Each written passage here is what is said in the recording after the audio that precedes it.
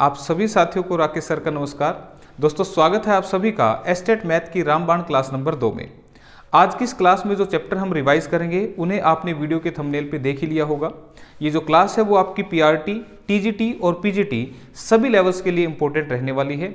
Video की शुरुआत में मैं आपको ये बता दूंगा कि ये वीडियो किस लेवल के लिए इंपॉर्टेंट है।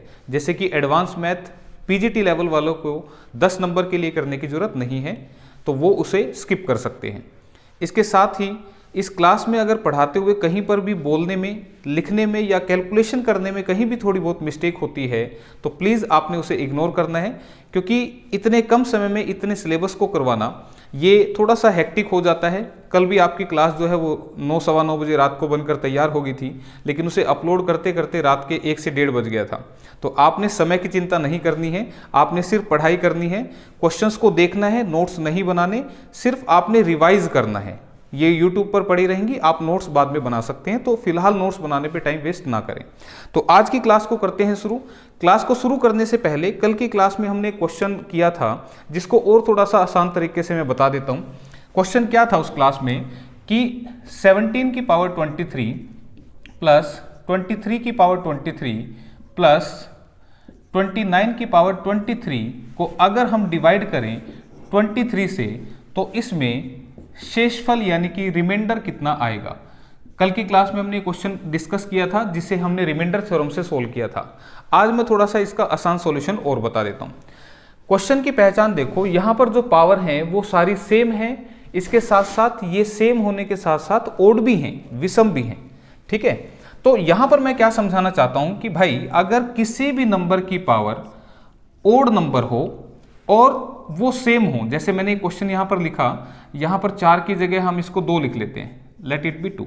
ठीक है, अगर किसी भी नंबर की पावर विषम ओड है लेकिन होनी चाहिए सेम, तो वो हमेशा ही किससे डिवाइड होता है, जो भी इसके बेस में दिख रहा है वो इससे ही डिवाइड होगा। इसका मतलब ये वाला जो सोल्व करके नंबर आएगा ये 5 - 2 यानी कि 3 से पूरा पूरा डिवाइड होगा। आप इसको चेक करके देख सकते हैं। आप मुझे बताइए 5 की पावर 3 यानी कि 5 की 3 बार मल्टीप्लाई करेंगे तो कितना आएगा 125।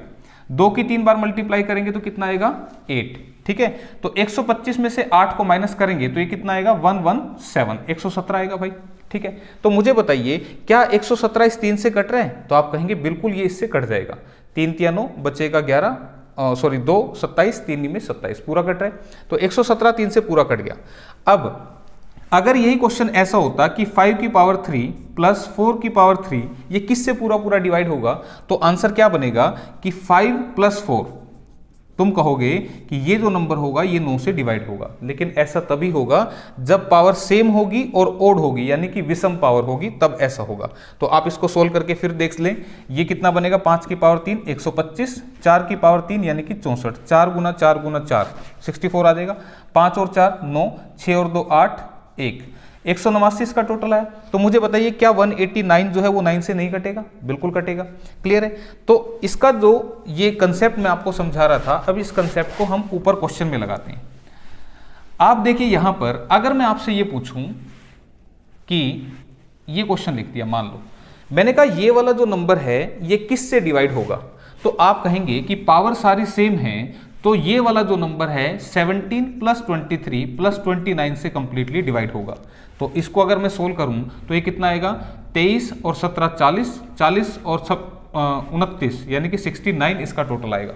ठीक है भाई, तो 69 से ये नंबर डिवाइड होगा। अब मैं ऑप्शन में ना इसके ऑप्शन लिख रहा हूं, मान लो ये क्वेश्चन दे दिया मैंने कहा ये किससे डिवाइड होगा। अब इसको मत देखो, मैंने कहा ये किससे डिवाइड होगा, तो आपने इस कंसेप्ट को लगा दिया और आपने कहा ये 69 से डिवाइड होगा।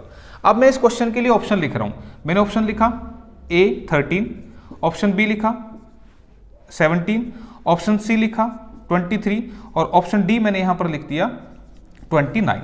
ठीक है, मैंने कहा ये किससे डिवाइड होगा और ऑप्शन आपके ये हैं, तो आप कहोगे ये जो है 69 से डिवाइड होगा, लेकिन 69 कहीं ऑप्शन में नहीं दिख रहा। तो मुझे बताइए 69 जो है क्या 23 से नहीं कटता, कटता है ना भाई। तो 69 23 से कटेगा, तो इसका मतलब ये हुआ कि जो नंबर 69 से कटेगा वो नंबर 23 से भी कटेगा, क्योंकि 23 से ये कटता है, यानी कि 23 इसका एक फैक्टर है। तो हम ये कह सकते हैं कि इस नंबर को हम 23 से जब काटेंगे तो ये पूरा पूरा कट जाएगा। क्लियर है। तो अब इस बात को फिर से क्वेश्चन की फॉर्म में ले आते हैं। क्वेश्चन ये था कि जब हम इसको डिवाइड करेंगे 23 से तो इसमें रिमाइंडर कितना बनेगा। तो आपने इस क्वेश्चन को सोल्व किया और आपने देखा ये जो नंबर है हमारा 69 से डिवाइड होगा, और 69 जो है वो 23 से पूरा पूरा डिवाइड होता है। तो अगर मैं इसको 23 से डिवाइड करूंगा तो पूरा डिवाइड होने से रिमाइंडर यानी कि शेष कितना बचेगा, 0। तो 0 हमारे क्वेश्चन का आंसर था। तो इसको इस तरह से और शॉर्टकट में भी किया जा सकता था। तो आप इसको ऐसे कर सकते थे। कल का सॉल्यूशन समझ में आ गया था तो वो भी लगा दें, वो भी सही है, उसमें भी कोई दिक्कत नहीं। लेकिन ये कंसेप्ट जो मैंने आपको सिखाया इसको भी आप अप्लाई कर सकते हैं। तो आज की क्लास के क्वेश्चन देखते हैं। तो पहला जो आपका क्वेश्चन रहेगा वो हमारा रहेगा एलसीएम एचसीएफ का। तो एलसीएम एचसीएफ के पहले क्वेश्चन को करने से पहले जिसको आता है वो पॉज करके कर सकता है, लेकिन मैं थोड़ा सा एक बार इसके बारे में समझा देता हूं कि एलसीएम एचसीएफ का जो हम चैप्टर रिवाइज करेंगे इसमें एलसीएम क्या होता है और एचसीएफ क्या होता है, एक बार थोड़ा सा इसके बारे में बता देता हूं। जैसे मैंने कहा कि हमारे पास नंबर हैं 4, 6 और 10, क्लियर है। तो 4, 6, 10 ये हमारे पास नंबर हैं। 10 को आप चाहे यहां पे 12 ले लो, एक नंबर और ले लेते हैं, लेट इट बी 12। जानबूझ के लिए मैंने समझाऊंगा इस बात को। मैंने कहा ये कुछ नंबर हैं, आपको मैं कहूं कि इनका एलसीएम कितना होगा, तो आप एलसीएम कैसे निकालते हैं भाई, सीधी सी बात। यहां पर एक ऐसा नंबर रखते हैं जिससे कम से कम 2 नंबर कटते हैं। ध्यान से सुनना इस बात को, जिससे कम से कम 2 नंबर कटते हैं। तो आपने कहा 2 दूनी 4, 2 तिया 6, 2 पंजे 10, 2 छिके 12। क्लियर है यहां तक बात। फिर से कोई ऐसा नंबर जिससे कम से कम 2 कटते हैं, तो आपने कहा कि ये दोनों जो है 2 से फर्दर कट रहे हैं, तो आपने कहा 2 एकम 2, जो नहीं कटा वो एज इट इज रख दें, 2 तिया 6। फिर से ये 2 नंबर 3 से कट रहे हैं, तो आपने इसका कहा 3 एकम 3 और 3 एकम 3। ठीक है। अब कोई नंबर जिससे 2 कटे, अब तो अकेला ही रह गया। तो एलसीएम कैसे निकालते हैं भाई, आप इन सब की मल्टीप्लाई कर देते हैं, किसकी, इन सब नंबर्स की। ठीक है। तो 5 तिया 15 दूनी 30 दूनी 60, तो 60 क्या है, इसका एलसीएम आ गया, किसका, 4, 6, 10 और 12 का। तो 60 का एलसीएम आ गया। क्लियर है। फिर से देखें, अगर मैं कहूं कि 4, 6, 10 और 12 का एचसीएफ निकाल के बता दो, तो एचसीएफ के लिए क्या करना है, फिर से सुने। यहां मैंने बोला था एक ऐसा नंबर जिससे कम से कम 2 कट रहे हों। जब तक कम से कम 2 कटेंगे आप इसको काटते जाएंगे और फिर बचे हुए नंबर्स को मल्टीप्लाई कर देंगे सारों को। एचसीएफ में क्या होता है, यहां एक ऐसा नंबर रखते हैं जिससे सारे नंबर कटते हो। ध्यान रखना, जितने नंबर यहां लिखे वो सारे कटने चाहिए। तो आपने कहा 2 दूनी 4, 2 तिया 6, 2 पंजे 10, 2 छिके 12। क्या अब कोई ऐसा नंबर है जिससे सारे कटे, तो अब ऐसा कोई नंबर नहीं है। तो आपको बता दें ये जो कॉमन चीज है इसी को आप एचसीएफ बोलते हैं। HCF is the highest common factor, यानी कि वो सबसे बड़ा नंबर जिससे ये सारे नंबर डिवाइड हो जाते हैं उसको हाईएस्ट नंबर बोलते हैं, यानी कि एचसीएफ बोलते हैं। और एलसीएम वो सबसे छोटा नंबर होता है जो गिवन नंबर से कंप्लीटली डिवाइड हो जाता है। अब कंसेप्ट को सिखाने के लिए मैं इन दोनों बातों को ना इकट्ठा करके लिख रहा हूं। मैंने आपको एलसीएम निकालना सिखा दिया, एचसीएफ निकालना सिखा दिया। इसके अलावा भी और तरीके होते हैं, वो क्वेश्चन आएंगे उनमें अप्लाई होगा तो मैं आपको समझाऊंगा। लेकिन फिलहाल एलसीएम और एचसीएफ सबको निकालना आ गया होगा। अब जो प्रैक्टिकल बात मैं बताना चाह रहा था उस बात को ध्यान से सुनना। यहां पर जो संख्या थी, नंबर थे, वो क्या थे, 4, 6, 10 और 12। इनका एलसीएम कितना निकला था, अभी हमने निकाला था 60, और इनका एचसीएफ कितना निकला है, 2। अब मैंने यहां पर है ना इनको जानबूझ के ऐसे लिखा, इसको ऊपर लिखा इसको नीचे लिखा। ऐसा मैंने क्यों किया आपको बता दें। ये एलसीएम एक ऐसा नंबर होता है जो सभी संख्या से भाग होता है, सभी संख्या से डिवाइड होता है, यानी कि भाग होता है। ठीक है। अब संख्या कौन सी, जो क्वेश्चन में दे रखी होंगी। मुझे बताओ 60 देखो 4 से डिवाइड हो रहा है, 6 से भी हो रहा है, 10 से भी हो रहा है और 12 से भी हो रहा है। तो इस बात को आपने याद रखना है। एचसीएफ क्या होता है, अच्छा ये सबसे छोटा होता है, इससे बड़े तो और भी नंबर हो सकते हैं, 60 से बड़े और भी नंबर हो सकते हैं जो इससे डिवाइड होंगे। ये सबसे छोटा होता है ना, इसलिए इसको एलसीएम बोलते हैं। एचसीएफ क्या होता है, ये वो हाईएस्ट नंबर होता है जिससे सभी संख्या डिवाइड हो।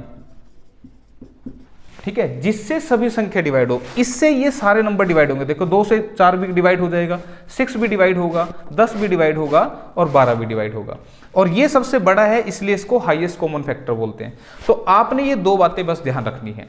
ठीक है, ऐसा क्यों समझा रहा हूं, क्योंकि क्वेश्चन है ना, आप ऑप्शन से भी लगा सकते हो, सारे क्वेश्चन को डिटेल से करने की जरूरत नहीं है, तो वो मैं सिखाऊंगा आपको। फिलहाल ये 2 पॉइंट आपने याद रखने, एचसीएफ एक ऐसा नंबर जिससे ये नंबर डिवाइड होंगे, और एलसीएम एक ऐसा नंबर जो दिए हुए नंबर से डिवाइड होगा। क्लियर है यहां तक? अब ये मैंने आपको बेसिक समझा दिया। अब क्वेश्चन नंबर 1 देखिए, आपके सामने क्वेश्चन है, एक दुकान में 3 घड़ियां हैं जो क्रम से 15, 20 और 30 मिनट के अंतराल पर झंकार करती हैं। तो तीनों घड़ियां अगर सुबह 10 बजे एक साथ झंकार करती हैं तो पुनः तीनों घड़ियां किस समय एक साथ झंकार करेंगी? तो इंग्लिश में क्वेश्चन क्या है कि 3 बेल्स हैं जो 15 मिनट, 20 मिनट और 30 मिनट के गैप पर रिंग करती हैं, बजती हैं। अगर वो सुबह 10 o'clock मॉर्निंग में अगर एक साथ बजी थी तो अगेन वो किस टाइम पर एक साथ बजेंगी? तो ऐसे क्वेश्चन में आपने हमेशा एलसीएम निकालना है। ठीक है, तो आप क्या करेंगे, इसका 15 का कितना है, 15 है, 20 है और 30 है, तो आप इनका क्या निकाल दो, एलसीएम निकाल दो। ठीक है भाई, तो इस तरह के जो भी क्वेश्चन आते हैं, बोला 3 रनर हैं, एक पॉइंट से भागना शुरू कर देते हैं, तो कितने टाइम बाद वो फिर से एक साथ मिलेंगे, अगेन एलसीएम निकालना है। बोला 3 आदमी चल रहे हैं, उनके जो कदम हैं, स्टेप्स हैं, वो उनकी लंबाई दे देगा इतने सेंटीमीटर, इतने सेंटीमीटर, इतने सेंटीमीटर, तो कितनी दूरी तय करके फिर से वो एक साथ मिलेंगे, अगेन क्वेश्चन एलसीएम का। तो ऐसे क्वेश्चन में एलसीएम निकालना होता है। ठीक है, तो एलसीएम जब हम निकालेंगे तो एलसीएम निकालने का शॉर्टकट मैं आपको और बता देता हूं। सीधा तो मैंने बता ही दिया था, शॉर्टकट सुनो। अगर किसी नंबर से आगे का कोई नंबर कट रहा है, जैसे 15 से ये 30 कट रहा है, तो आप 15 को एलसीएम में से छोड़ सकते हैं।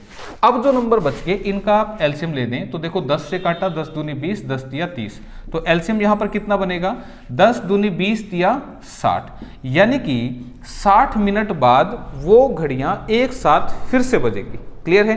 तो 60 मिनट को मैं 1 घंटा भी बोल सकता हूं। तो अगर मैं कहूं कि 10 बजे एक साथ बजी थी, तो फिर से एक साथ कितने बजे बजेंगी? तो आपका जवाब होगा 11 बजे, सुबह के 11 बजे। तो दिख रहा है कहीं ऑप्शन में, बिल्कुल ऑप्शन नंबर 4 में लिखा हुआ है सुबह के 11 बजे। तो ये इस क्वेश्चन का आंसर है। इस क्वेश्चन को एक तरीके से और भी पूछ सकता था।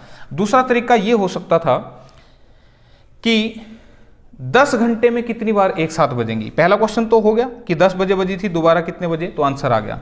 अगर यही क्वेश्चन मैं पूछता कि 10 घंटे में कितनी बार एक साथ बजेंगी, तो अब आप क्या कहोगे? आपको लगेगा यार 1 घंटे में एक बार बज रही है एक साथ, तो 10 घंटे में 10 बार बजेंगी, तो आंसर आप कहोगे कि 10 बार हो गया। लेकिन ऐसी गलती मत करना, 10 में 1 प्लस करना, तो आंसर बनेगा 11 बार एक साथ बजेंगी। क्या ये बात समझ में आ रही है? तो यहां 11 बार क्यों हुआ? क्योंकि जब टाइम स्टार्ट होता है ना, जैसे ही 9 बजे थे, जब टाइम स्टार्ट हुआ था तब भी घंटी बजी थी। अब आप एग्जाम दोगे स्टेट का, जब आपका एग्जाम स्टार्ट होगा तो एक बेल बजती है, ठीक है, फिर एक हाफ टाइम पे बजती है और एक पूरा टाइम होने पे बजती है, तो टोटल 3 बार बजती है। अगर तुम ये सोच के बैठोगे यार हाफ टाइम पे बजेगी और फिर फुल टाइम पे, फिर तो 2 ही बार बजी, लेकिन टाइम स्टार्ट हुआ था तब भी बजी थी, इसलिए एक आपने प्लस करना है। तो अगर 1 घंटे बाद तीनों एक साथ बज रही हैं, तो 10 घंटे में तुम्हारे को लगेगा 10 बार बजेंगी, लेकिन एक प्लस कर देना, जिस टाइम स्टार्ट हुआ तो वो भी आएगा, तो 11 बार एक साथ बजेगी। तो ये आपका फर्स्ट क्वेश्चन था, बेसिक भी मैंने समझा दिया चैप्टर का। तो नेक्स्ट क्वेश्चन देखिए, a number when divided by 8, 12 and 15 gives always remainder 5, then the number is. Hindi वाले सुनो भाई, कह रहा है कि एक संख्या है जिसे अगर हम 8, 12 और 15 से डिवाइड करते हैं तो शेषफल कितना बचता है, 5, तो वो नंबर क्या होगा। तो अब इसको हम डिटेल से नहीं करेंगे, हम करेंगे ऑप्शन से। आप मुझे बताइए, ये जो ऑप्शन लिखे हुए हैं 9505, 9605, 9705, 9805, यही वो नंबर हैं जो अगर हम 8 से, 12 से और 15 से डिवाइड करेंगे तो 5 रिमाइंडर हमेशा देंगे। क्लियर है? अब इसको समझने के लिए एक छोटी सी बात सुनो। मैंने कहा एक नंबर 17 है, जैसे ही मैं इसको 5 से डिवाइड करूंगा तो कितना शेष देगा, ये कितना रिमाइंडर देगा? तो तुम कहोगे सर इसको जैसे ही 5 से डिवाइड करेंगे ये 2 शेष देगा। क्यों भाई, 2 देगा ना। अगर मैं 17 को 5 से डिवाइड करूं तो ये कितना रिमाइंडर देगा? तुम कहोगे सर ये 2 रिमाइंडर, 2 शेष देगा। तो मैं कह दूं कि अगर इस 17 में से 2 निकाल दूं तो फिर कितना रिमाइंडर देगा? तो तुम कहोगे ये तो पूरा कटेगा, अब तो शेष देगा नहीं ना भाई। अगर 17 में से ये निकाल दूं तो ये बन जाएगा 15, और जैसे ही मैं 5 से डिवाइड करूंगा तो ये पूरा डिवाइड हो जाएगा। इसी बात को मैं यहां पर अप्लाई करता हूं। कह रहा है कि वो नंबर बताओ जिसे इनसे डिवाइड करूं तो कितना रिमाइंडर आना चाहिए, 5। तो क्यों ना इन नंबर्स में से 5 निकाल लें, जैसे वहां से 2 निकाला था ना, इनमें से 5 निकाल लो। ये क्या बन गया 9500, ये क्या बन गया 9600, ये क्या बन गया 9700 और ये बन गया 9800। क्लियर है? तो अब ये जो नंबर बन गए, ये नंबर इनसे पूरे पूरे डिवाइड होंगे। क्यों? क्योंकि इनमें जो बच रहा था वो तो हमने निकाल लिया ना, तो अब जो बचे हुए नंबर है इनसे पूरे डिवाइड होंगे। तो अब मैं आपको ये बता दूं कि 15 से वही नंबर डिवाइड होगा जो 3 और 5 से डिवाइड होगा। क्यों? क्योंकि 15 जो है वो इसके फैक्टर हैं। आज के पहले क्वेश्चन में भी बताया था मैंने ये फैक्टर वाली बात। तो जो नंबर 15 से डिवाइड होगा वो 3 और 5 से भी डिवाइड होगा। अब 3 से कोई नंबर जब डिवाइड होता है, जब उसके अंकों का योग 3 से डिवाइड हो जाता है, तो मुझे बताइए 9 और 5 14, तो इस नंबर के अंकों का योग तो 3 से डिवाइड होगा ही नहीं। 9 और 6 15 ये होगा, 9 और 7 16 नहीं होगा, 9 8 17 नहीं होगा। इनको जोड़ दिया, ठीक है। फिर भी किसी को दिक्कत आती है तो मेरे चैनल पे एलसीएम एचसीएफ की वीडियो नंबर 3 पड़ी है, जिसमें डिविजिबिलिटी रूल के मैंने सिखा रखा है। इस चैप्टर में आप उसका इस्तेमाल करना। देखो क्वेश्चन बिना सोल्व करे आपका सोल्व हो गया, ठीक है। तो आंसर ऑप्शन नंबर बी यानी कि सेकंड ऑप्शन जो है वो इस क्वेश्चन का आंसर होगा। क्लियर? तो इनसे डिवाइड होने वाला नंबर जो है वो सेकंड रहेगा, तो ये आपका जवाब है। तो अगला क्वेश्चन आपके सामने स्क्रीन पर आ चुका है। हाँ जी, देखो भाई, अब इसे कैसे करना है। What is the LCM of 2/3, 7/9 and 2/3, 7/9 and 14/15। इनका क्या निकालना है? एलसीएम। तो ध्यान रखना, जब भी फ्रैक्शन आ जाए नंबर की जगह, इनका एलसीएम लघुत्तम समापवर्तक निकालना है। जब भी ऐसे बटे में नंबर आ जाए ना, तो आपने एलसीएम निकालना, तो याद रखना ऊपर वालों का तो एलसीएम निकलेगा और नीचे वालों का एचसीएफ निकलेगा, ठीक है। ऊपर वाले कौन? 2, 7 और 14। नीचे वाले कौन? 3, 9 और 15। ठीक है भाई। अगर यही क्वेश्चन आ जाता है इनका एचसीएफ बता दो, तो याद रखना ऊपर वालों का एचसीएफ निकलेगा और नीचे वालों का एलसीएम निकलेगा। क्लियर है यहां तक बात? अब देखो ऊपर वालों का एलसीएम कैसे निकालते हैं, फास्ट बता देता हूं। 14, देखो 14 का पहाड़ा आपने पढ़ना है। 14 एकम 14, क्या 7 के पहाड़े में 14 आता है? बिल्कुल आता है, और 2 के टेबल में भी आता है। तो इसका मतलब 14 ही जो है वो इसका एलसीएम बनेगा ऊपर वालों का। क्लियर है? और फास्ट तरीका बता दिया, या मैंने अभी अभी एक तरीका बताया था ना शॉर्टकट से। मैंने कहा था अगर हमें 2, 7, 14 का एलसीएम निकालना है, तो अगर 2 से आगे आने वाला कोई नंबर कट रहा है तो आप इसे छोड़ सकते हैं। 7 से भी 14 कटता है तो इसे भी छोड़ दो, तो यही आपका क्या बन गया? एलसीएम बन गया। ठीक है, फास्ट हो गया। एचसीएफ कैसे निकलेगा? एचसीएफ के लिए ना सबसे छोटा नंबर उठा लो। सबसे छोटा नंबर क्या है? 3। तो 3 से तुम बाकी के नंबर को काट के देखना, तो 3 से देखो ये भी कटेगा और 3 से ये भी कटेगा, यानी कि 3 ही सबसे हाईएस्ट नंबर है। तो ये हो गया इसका एचसीएफ। तो ऑप्शन नंबर 2 जो है वो इस क्वेश्चन का आंसर बनेगी, 14/3। क्लियर है ये भी? नेक्स्ट क्वेश्चन देखिए, अगला आपके सामने आ चुके। अब क्या कह रहे हैं भाई? वो कह रहे हैं इनका एचसीएफ निकालो। अब देखो क्वेश्चन है कितनी देर का, इसको मैं समझा देता हूं पहले। उसने कहा इन तीनों का एचसीएफ यानी कि हाईएस्ट कॉमन फैक्टर, और मैंने आपको क्लास शुरू होते ही क्या समझाया था? एचसीएफ एक ऐसा नंबर होता है जिससे दिए हुए नंबर पूरे पूरे डिवाइड हो जाएंगे। तो फिर डिवाइड करके देख लो ना ऑप्शन से। मुझे बताओ क्या 13 से 527 कटेगा? 13 चौके 52, 7 बच गया। इसका मतलब 13 जो है वो आंसर नहीं है। 14 से काटो, क्या 14 से 527 कटेगा? नहीं कटता, तो 14 भी आंसर नहीं है। 17 से काट के देखो, अगर मैं 17 से काटूं, देखो 17 3 51, 17 एकम 17 कट रहा है ना, पूरा कट रहा है 527 17 से। 19 से और एक बार काट के देख लो। 19 से अगर मैं इसको 527 को काटूंगा तो 19 से भी 527 नहीं कट रहा। काट के देख लेना आप, नहीं कट रहा। तो इस क्वेश्चन का जो आंसर है वो कितना आ जाएगा? 17। क्वेश्चन खत्म हो गया, बस इतनी सी देर लगनी थी। तो 17 इस क्वेश्चन का आंसर है। फिर भी जो बच्चा चाहता है कि हम इसका एचसीएफ निकाल लें, तो एक मैंने शॉर्टकट बताया था, वो शॉर्टकट केवल छोटे नंबर पे अप्लाई करना। एचसीएफ निकालने का मेथड देख लो, क्योंकि एक क्वेश्चन और आएगा, उसे मैं पूरा नहीं समझाऊंगा, इसी से समझा देता हूं। अगर आपसे कोई कहे कि 527, 1020 और 11594 का एचसीएफ निकालना, तरीका वो करके आना जो मैंने समझा दिया अभी। ये डिटेल समझा रहा हूं कि 527 से आपने क्या करना है? एक दूसरे नंबर को डिवाइड करना है।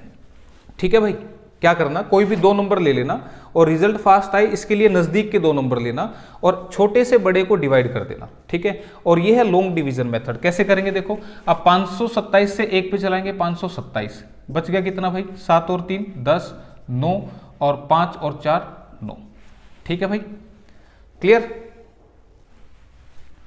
अब ये जो बच गया ना, इससे पिछले नंबर को डिवाइड करना, ये बात ध्यान रखना। ठीक है, लॉन्ग डिवीजन मेथड ऐसे चलता है। तो 493 से इसको भाग करूंगा तो 493 1 पे चलेगा, कितना बच गया, 7 में से 3 गए 4, 9 और 3 12, कितना बचा 34। अब 34 से क्या करना, इस पिछले को डिवाइड करना 493 को, तो 34 एकम 34, कितना बन गया 153। ठीक है, अब 34 चौके पे चला दो, 4 चौके 16, 4 3 12 और 1 13। ठीक है, ये बच गया 7 और 6 13, और 4 में से 3 गया 1, 17 बच गया। अब ध्यान रखना, इससे फिर से ये जब तक करना है जब तक यहां 0 ना बन जाए। ठीक है, तो 17 से काटूंगा तो 17 दूनी 34 और ये कट गया। क्लियर है, ये जो नंबर आपको आखिरी मिलेगा ये आपका HCF हो भी सकता है और नहीं भी हो सकता। ठीक है, तो आपने क्या करना है, इस नंबर से अब इस तीसरे को काट के देखना है। अगर इस नंबर से 17 से ये तीसरा नंबर भी कट गया तो ये आपका आंसर आ जाएगा। ठीक है, तो काटो इसको, 17 छिके 102। मैंने बताया ये HCF हो भी सकता है और नहीं भी हो सकता। अगर इससे ये कटेगा ना तो ये HCF कहना है इसको, नहीं तो HCF नहीं होगा। फिर से आपको इसको ऐसे करना पड़ेगा, ये बन गया 13, ऊपर से उतारा ये। ठीक है, 17 8 136, तो कितना बच गया 3, ऊपर से क्या उतार लो 4, 17 दूनी 34, और ये क्या है इससे पूरा कट गया। तो इसका मतलब यही इस क्वेश्चन का HCF है जिसे हमने डायरेक्टली निकाल लिया था। अब आपको लग रहा होगा ये क्यों सिखाया, आगे क्वेश्चन आएगा उसके लिए सिखा दिया। ठीक है, क्लियर है यहां तक, लेकिन करके वो आना जो मैंने बिल्कुल स्टार्टिंग में समझाया था। मैं फिर बार बार बोल रहा हूं इस बात को। तो ये आपके क्वेश्चन का सॉल्यूशन 17 HCF ऐसे निकालते हैं। इसके बाद अगला क्वेश्चन आपके सामने आ गया भाई, देखो क्या है क्वेश्चन। क्वेश्चन कह रहा है कि दो संख्याएं 3:4 के अनुपात में है और इनका जो एलसीएम है वो 84 है, तो इनमें से बड़ी संख्या क्या होगी। The ratio of two numbers is 3:4 and their LCM is 84, then find the largest number. तो बड़ी संख्या कैसे निकालते हैं, तो इसके लिए ना एक रूल होता है। अब रूल क्या है वो मैं आपको थोड़ा सा समझा देता हूं। यहाँ पे आपने क्या करना है, इस 84 को मैं सीधा सीधा समझा देता हूं, वो ज्यादा आसान रहेगा। इस 84 को, और एज इट इज क्वेश्चन आएगा ये भी ध्यान रखना, इस 84 को इस रेशियो के प्रोडक्ट से डिवाइड कर देना, रेशियो के मल्टीप्लाई से। तो ये कितना हो गया, 12 से अगर मैं इसको डिवाइड करूंगा तो ये 7 पे कटेगा। क्या बात समझ में आ रही है। अब ये जो 7 आ गया ना, तो रेशियो कितना था 3:4। इस 7 को अगर मैं इससे मल्टीप्लाई कर दूंगा तो बड़ा नंबर मिल जाएगा, अगर मैं इसको 3 से मल्टीप्लाई करूंगा तो छोटा नंबर मिल जाएगा। उसने पूछा था बड़ी संख्या क्या होगी, तो ऑप्शन नंबर 3 जो है वो इस क्वेश्चन का आंसर होगा। तो एज इट इज क्वेश्चन आएगा, ध्यान रखना, इंपॉर्टेंट क्वेश्चन है एलसीएम एचसीएफ का। जो भी ये दे रखा है ना, इसको इन दोनों के प्रोडक्ट से डिवाइड कर देना इस तरह से, फिर जो आएगा डिवाइड करके उसको इससे मल्टीप्लाई करोगे बड़ा, इससे करोगे छोटा। क्लियर है। एक तरीके से और आ सकता था, क्या कहेगा, दो संख्याओं का रेशियो कितना है 3:4 और इनका जो HCF है वो मान लो दे दिया इसने 5, तो कहेगा छोटी संख्या क्या बड़ी संख्या क्या, ये भी आ सकता था। तो तुम क्या करना, 5 3 15 ये छोटी संख्या, 5 चौके 20 ये बड़ी संख्या, तो इस तरह से हो जाएगा। तो नेक्स्ट क्वेश्चन आपके सामने देखो भाई, अभी जो मैं डिटेल सिखा रहा था ना वो इस क्वेश्चन के लिए सिखा रहा था। क्यों, उसने क्या कहा, वह महत्तम संख्या जो 13,850 और 17,030 को विभाजित करती है और शेषफल 17 छोड़ती है क्या होगी। Find the largest number which when divides 13850 and 17030 leaves 17 as remainder in each case. तो यहां पे बात क्या कहना चाह रहा हूं कि एक ऐसा नंबर बताओ जब इनको डिवाइड करूं ना तो 17 रिमाइंडर आना चाहिए। तो अब आप ये तो कर नहीं सकते कि इन ऑप्शन से डिवाइड करके देखो, ऑप्शन तो बहुत बड़ी बड़ी है ना, तो बहुत टाइम टेकिंग हो जाएगा। तो इनसे डिवाइड इनको करके देखोगे तो समय ज़्यादा ना लगे, इसके लिए मैंने आपको अभी कंसेप्ट सिखा दिया। आप क्या करोगे, इनका HCF निकालने का मन में आएगा तुम्हारे कि भाई हम इनका HCF निकाल दें और इनमें से कोई आंसर मिल जाएगा हमें। लेकिन अगर HCF निकालोगे तो थोड़ा सा दिमाग से सोचो। मैंने कहा था HCF एक ऐसा नंबर होता है जिससे ये वाले नंबर पूरे पूरे डिवाइड होते हैं। तो अगर ये नंबर पूरे पूरे डिवाइड हो गए फिर तो रिमाइंडर शेष बचेगा ही नहीं, ये जो 17 शेष बचना चाहिए ये तो बचेगा ही नहीं ना। तो इसके लिए आप क्या करो, इनमें से ना पहले ही 17 माइनस कर लो। ये तरीका है इस टाइप के क्वेश्चन को करने का। 17 लेस कर देंगे तो ये कितना बनेगा 170 13, ये कितना बनेगा 7 और 3 10 3 138 33। ये दो नंबर अब मेरे पास आ गए। ठीक है, अब क्या करना, आप इनका HCF निकालना। तो अब थोड़ा सा दिमाग से सोच के देखो, इनका HCF मैं निकाल रहा हूं तो ये HCF से ये भी पूरा कटेगा और ये भी पूरा कटेगा, यानी कि कोई शेष नहीं आएगा। लेकिन जैसे ही इससे मैं इसको काटूंगा तो इससे ये नंबर 17 ज्यादा हो गया ना, तो इसका मतलब ये 17 रिमाइंडर देगा। तो अब आपने क्या करना है, इनका HCF निकाल देना है। और HCF निकालने का तरीका मैंने अभी आपको समझाया था, ये आप ऐसे लॉन्ग डिवीजन से HCF निकालना जब तक ये 0 ना हो जाए, ठीक है। और आपको बता दूं आंसर जो आएगा ऑप्शन नंबर 2 यानी कि 159 आएगा। अगर छोटा होता तो हम डायरेक्टली काट के देख लेते, फिर दिक्कत नहीं थी, ठीक है। क्लियर है यहां तक? तो ये ऐसे करना था। नेक्स्ट क्वेश्चन आपके सामने, नेक्स्ट क्वेश्चन क्या कह रहे हैं, यदि HCF 56 और 72 का इक्वल टू कितना है 56x, मैं इसको लिख देता हूं, HCF किसका 56 और 72 का, ये किसके बराबर है 56x प्लस 72y। तो आपसे पूछना चाह रहे हैं कि x और y की वैल्यू क्या होगी। अब देखो कैसे सोल्व करना था, ये आपका TGT लेवल का क्वेश्चन है, ठीक है। बता दूं आपको पहले, इसको जब सोल्व करेंगे तो तुम मुझे बताओ 56 और 72 का HCF आप कैसे निकालोगे। मैंने अभी सिखाया था, छोटे नंबर को तो आप डायरेक्टली वैसे ही करना, एक ऐसा नंबर जिससे दोनों कट रहे हों, ठीक है। तो आप कहो इसमें इसको 4 से काट दो, 4 एकम 4, 4 चौके 16, 4 एकम 4, 4 अट्ठे 32, फिर से दोनों नंबर कट रहे हैं 2 से, 2 सत्ते 14, 2 में 18, ठीक है। तो ये जो दोनों नंबर थे हमारे किससे कटे हैं 8 से, ठीक है। यानी कि HCF हमें कितना मिलेगा यहाँ पे 8। क्या ये बात समझ में क्लियर? देखो 8 सत्ते 56, 8 नहीं 72, दोनों नंबर कट रहे थे ना, तो HCF कितना आ गया 8, यानी कि लेफ्ट हैंड साइड में हमारा कितना है 8। अब हमें यहाँ पे क्या रखना है 56x प्लस 72y, यानी कि ये जो चीज है अब इसके बराबर होगी। अब मुझे एक बात बताओ, x और y की वैल्यू पूछ रहे हैं तो इन्हीं में से तो कोई होगी x और y की वैल्यू।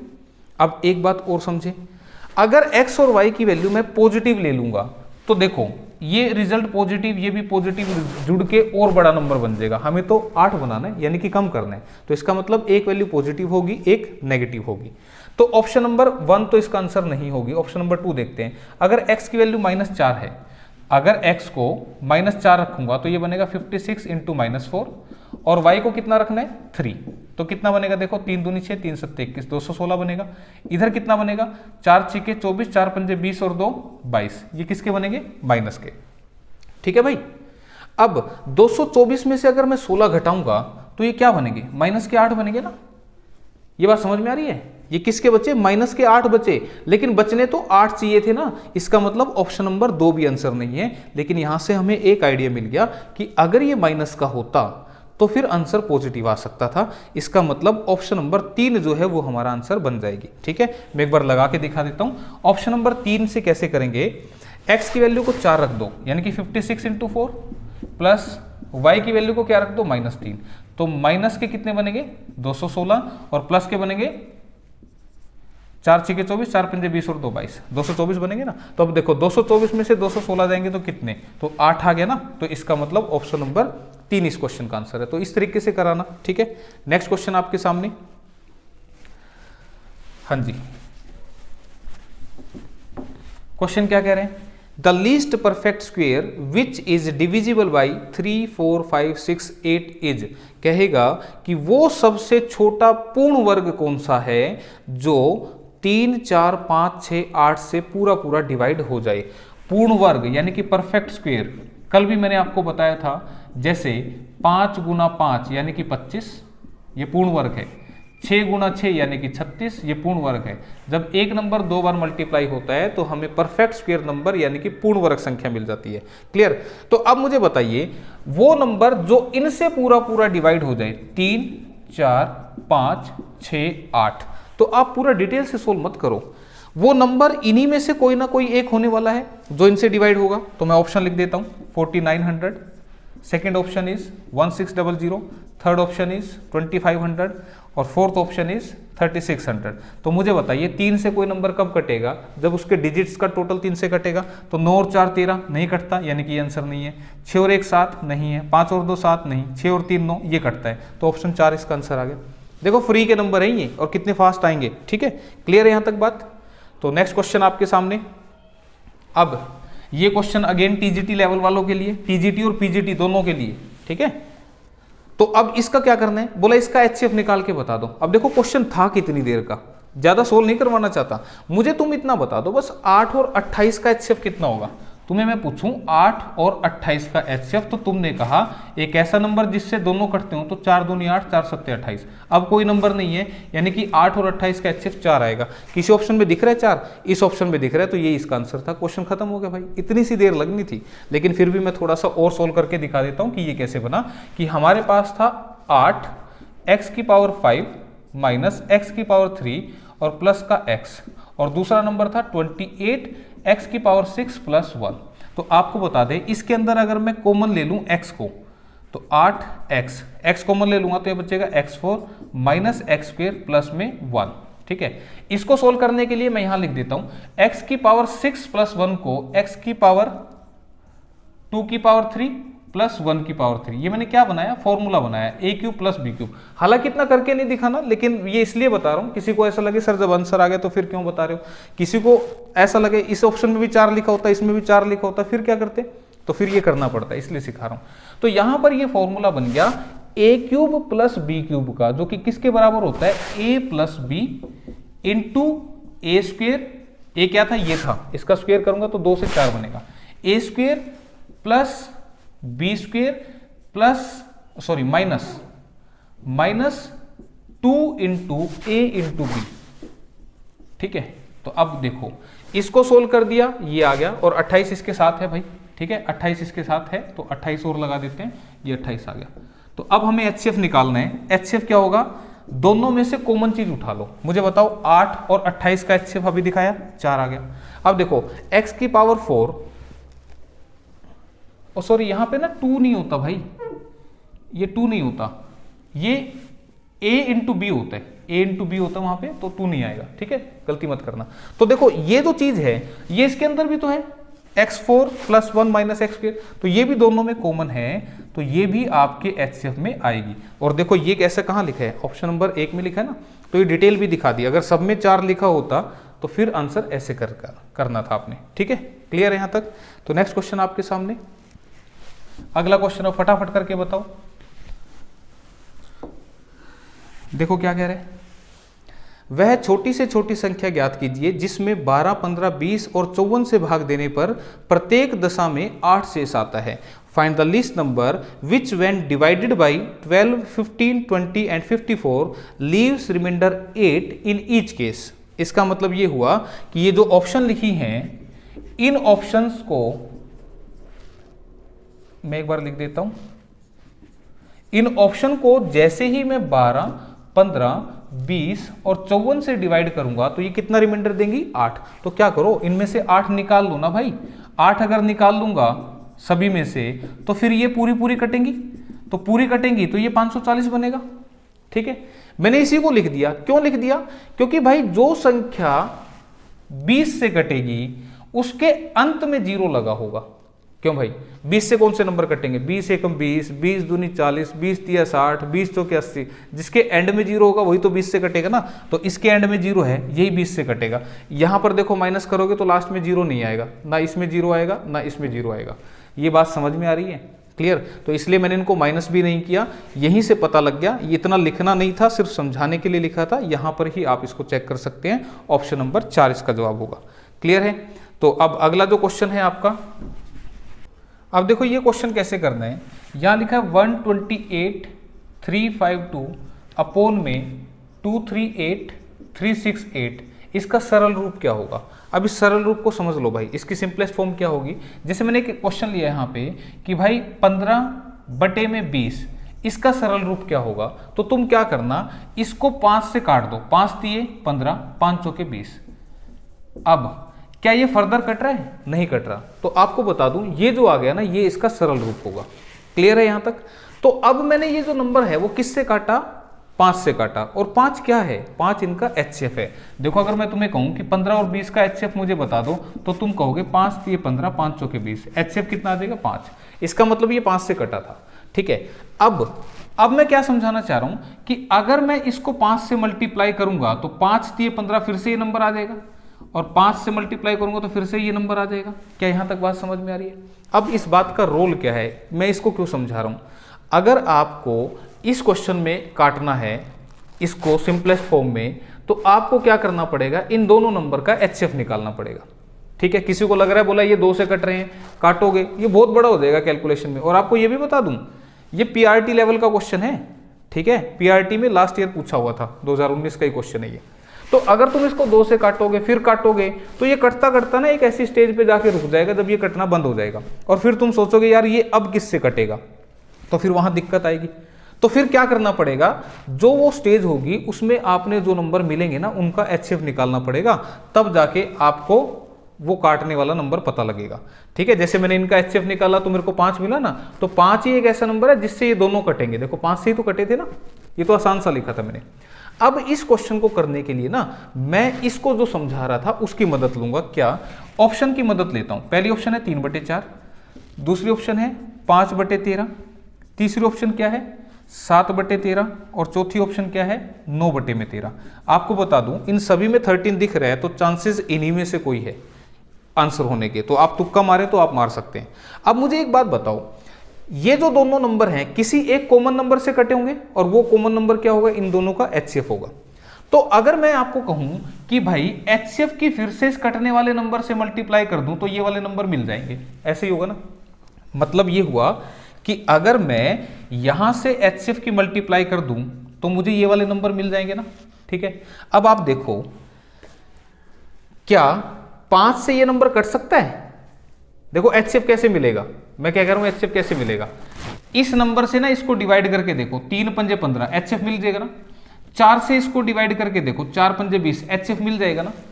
बात समझ में आ रही है, प्रैक्टिकल से समझा रहा हूं, बिल्कुल थोड़ा सा ध्यान से समझना भाई। क्वेश्चन PRT का है पर था थोड़ा सा टेढ़ा, थोड़ा सा लेंथी दे रखा था। मैंने कहा HCF, ये HCF है, सेम चीज HCF होती है ना। 3 से इसको काटूंगा तो HCF मिलेगा ना, 4 से इस 20 को काटूंगा तो HCF मिलेगा ना। इसी बात को मैं कह रहा हूं कि अगर मैं 3 से इसको काटूंगा तो मुझे HCF मिल जाएगा ना, और सिमिलरली नीचे 4 से इसको काट दूंगा तो HCF मिल जाएगा ना। तो अब मुझे एक बात बताओ यहां से सोच के, अगर इसकी बात करूं तो 5 से क्या ये नंबर कटेगा, नहीं कटेगा। क्यों नहीं कटेगा, क्योंकि इसके एंड में या तो 0 होना चाहिए था या 5 होना चाहिए था, तभी ये 5 से कट सकता था। इसका मतलब ये ऑप्शन नहीं है। ठीक है, अब 9 से कोई नंबर कब कटता है, एलिमिनेट कर रहा हूं ऑप्शनों को जानकर। 9 से कोई नंबर कब कटता है भाई, जब उस नंबर के अंकों का टोटल 9 से कट जाता है। तो मुझे बताओ इसके अंकों का टोटल करो, 1 और 2 3, 3 और 8 11, 11 और 3 14, 14 5 19, 19 और 2 21, 21 जो है क्या वो 9 से कटेगा, टोटल नहीं कटेगा। तो इसका मतलब ये वाला भी जो है वो आंसर नहीं है। क्लियर है। अब बची बात 3 की, तो 3 से अगर मैं इसको काटूंगा तो इसके अंकों का टोटल अभी 21 बना था, और 21 3 से कटता है, इसका मतलब ये ऊपर वाला नंबर 21 से कटेगा, इससे सॉरी 3 से कटेगा। नीचे वाला नंबर 4 से कटेगा। कैसे पता लगेगा कि कोई भी नंबर जो है उसके लास्ट के 2 डिजिट अगर 4 से कट गए तो वो नंबर 4 से कटेगा, और आपको पता है 68 जो है वो 4 से कटता है, इसका मतलब ये नंबर 4 से कटेगा। यानी कि ये जो है ऑप्शन आंसर हो सकती है। क्लियर है। अब 7 से कोई नंबर कब कटता है, इसको कैसे चेक करते हैं, डिविजिबिलिटी रूल है, सिखा रहा हूं, ध्यान से सीख लो। कोई भी नंबर जो है उसके आखिरी के 3 अंकों में से जो बचे हुए डिजिट हैं उनको अगर आप माइनस कर दोगे तो 12 में से 8 गए 4, ये बना 2 और ये बना 2। आखिरी के 3 में से बचे हुए को माइनस कर दोगे तो ये जो बचा हुआ नंबर है अगर ये 7 से कट गया तो मुझे बताओ 7 से कट रहे हैं, 7 या 21, 7 दूनी 14 कट रहे हैं, तो इसका मतलब ये नंबर जो है वो 7 से कटेगा, यानी कि ये नंबर 7 से कट रहे हैं। नीचे वाले से काट के देखो। कोई नंबर 13 से कैसे कटेगा, उसके लिए भी आपने क्या करना है भाई, आखिरी के 3 डिजिट कितने हैं 368, इसमें से जो बच गए उसको माइनस कर देना। कितना बना भाई 130। ये नंबर क्या 13 से कटेगा, बिल्कुल कटेगा, इसका मतलब ये नंबर भी जो है हमारा 13 से कटेगा, यानी कि आंसर ये भी हो सकता है, आंसर ये भी हो सकता है, तो 2 तो आंसर होंगे नहीं। अब मुझे एक बात बताओ, अगर मैं इसकी गुणा HCF से कर दूं तो क्या मुझे ये वाला नंबर मिलेगा, अभी तो बताया था अगर इसकी मल्टीप्लाई मैं इस नंबर से कर दूं तो ये वाला नंबर मिलेगा ना, इसकी मल्टीप्लाई इससे कर दूं तो ये वाला नंबर मिलेगा, तो यही बात मैं यहां पर भी लिख रहा हूं। ठीक है, अब मुझे बताओ अगर मैं 3 से इसको काटूं, 3 से काटूं तो काट के बताओ, 3 चौके 12, 3 दूनी 6, बचा कितना 23, 3 सत्ते 21, बचा 2, 3 अट्ठे 24, 3 चौके 12, इतने पे कटेगा, यानी कि ये क्या है हमारा HCF है। अब नीचे वाला नंबर 4 से काट के देखो, 4 पंजे 20, बचा 38, 4 नी में 36, 36 और 2 बच्चा 4 पंजे 20, 4 में 36, 4 दूनी 8। मुझे एक बात बताओ, मैंने अभी क्या कहा था, अगर मैं इस नंबर से इस 20 को काटूंगा तो 4 से इसको काटूंगा तो HCF मिलेगा ना, और इससे इसको काटूंगा तो HCF मिलेगा ना, तो दोनों सेम आने चाहिए थे ना। ये नंबर तो दोनों अलग आए, जबकि होने चाहिए थे ये सेम, HCF मिलता ना ये, तो ये HCF होना चाहिए था, ये भी HCF, तो ये सेम नहीं है, इसका मतलब ये आंसर नहीं है। ठीक है, अब किसी को लग रहा होगा बोला फिर नीचे वाला कैसे आंसर हो गया, काट के दिखाते हैं। 7 से काटो इसको, 7 एकम 7, बचा 58, 7 अट्ठे 56, बचा 2, 7 या 21, बचा 2, 7 या 21, 7 6 के 42। फिर से इसको काटो 13 से, तो 13 से काटूंगा तो 13 एकम 13, बचा 10। ठीक है, 108 बन गया, तो 13 अट्ठे 104, देखो वही आएगा 104, बचा कितना 43, 13 तिये 39, वही आ रहा है ना, सेम आ रहा है ना, तो सेम आएगा भाई, बिल्कुल क्लियर। तो ये बात मैं आपको समझाना चाह रहा था, इसको अगर आप डिटेल से करोगे ना तो ये बड़ा टाइम ले जाएगा, आप डिटेल से करके देखना, ये आप लोगों का काम है, करके देखना इसको। ठीक है, तो मैंने इसको कोशिश की है इस छोटे से एग्जाम्पल से समझाने की, नहीं समझ में आया तो एक बार फिर से रिवाइंड करके देख लेना भाई, फिर भी दिक्कत रहे तो कमेंट करना, और वीडियो पसंद आ रहा है तो यार लाइक करो इसको, और कमेंट करके मुझे बताओ कैसा लगता है, और शेयर करें जरूर। ठीक है, ज़्यादा से ज़्यादा शेयर करो, हर बच्चे के पास ये क्लास पहुंच जानी चाहिए। और अगर आप चैनल पर नए हैं तो आपका स्वागत है, और चैनल को सब्सक्राइब कर लेना दोस्तों। एस्टेट के बाद भी पढ़ाई को जारी रखेंगे, अगर मैथ सीखना है तो बने रहें। ठीक है, तो ये आपके क्वेश्चन का सॉल्यूशन। तो इसी के साथ हमारा जो LCM HCF का चैप्टर है वो उसका रिवीजन कंप्लीट हो गया। ठीक है, तो अब हम बात करेंगे अपने नेक्स्ट चैप्टर के बारे में। तो नेक्स्ट चैप्टर आपका कौन सा है? नेक्स्ट है आपका एवरेज। ठीक है, ये है आपका नेक्स्ट चैप्टर एवरेज। ओ, पहला ही क्वेश्चन खतरनाक आ गया भाई, इसको हटा रहा हूँ, मैंने जानबूझ के हटा दिया, पहले ही वो आ गया था थोड़ा सा हाई लेवल वाला, करेंगे उसको भी, बड़ा आसान है वो, कभी घबराना मत। ठीक है, यहाँ से शुरू करेंगे। तो सबसे पहले आप ध्यान दीजिएगा, एवरेज, एवरेज क्या होता है? सम अपोन में क्वांटिटी। पहले थोड़ा सा बेसिक समझ लो। औसत क्या होता है? योग बटे में संख्या। अब ये योग बटे संख्या क्या होता है भाई, इसका मतलब समझ लो। जैसे मैं तुम्हें कह दूं कि भाई 5 का, 3 का, 8 का और लेट 12 का। ठीक है, मैं कह दूं तुम मुझे इसका एवरेज निकाल के बता दो, तो तुम एवरेज कैसे निकालोगे? मैंने लिखा योग यानी कि सम, तो तुम इन सबको ऐड कर दोगे, तो 12 और 8 20, 20 और 3 23 और 5 28। और ये कितने नंबर हैं? क्वांटिटी कितनी है, कितनी संख्या है? 4। इससे डिवाइड कर दोगे तो ये क्या आ जाएगा? इसका एवरेज आ जाएगा। मुझे बताओ, समझ में आ रही है बात? तो एवरेज निकाल लिया। इसके अलावा और सुनो, ये तो इस तरह से था। अगर ये डाटा, ये जो डाटा है ये आपका अनऑर्गेनाइज्ड डाटा है, मतलब रैंडम डाटा है, कहीं से भी मैंने वैल्यू ले ली। अगर इसी बात को मैं ऐसे कहूं कि भाई मुझे 1 2 3 4 का एवरेज निकाल के बता दो, ये जो डाटा है ये आपका ऑर्गेनाइज्ड डाटा है। ऑर्गेनाइज्ड कैसा? जिसमें गैप सेम हो।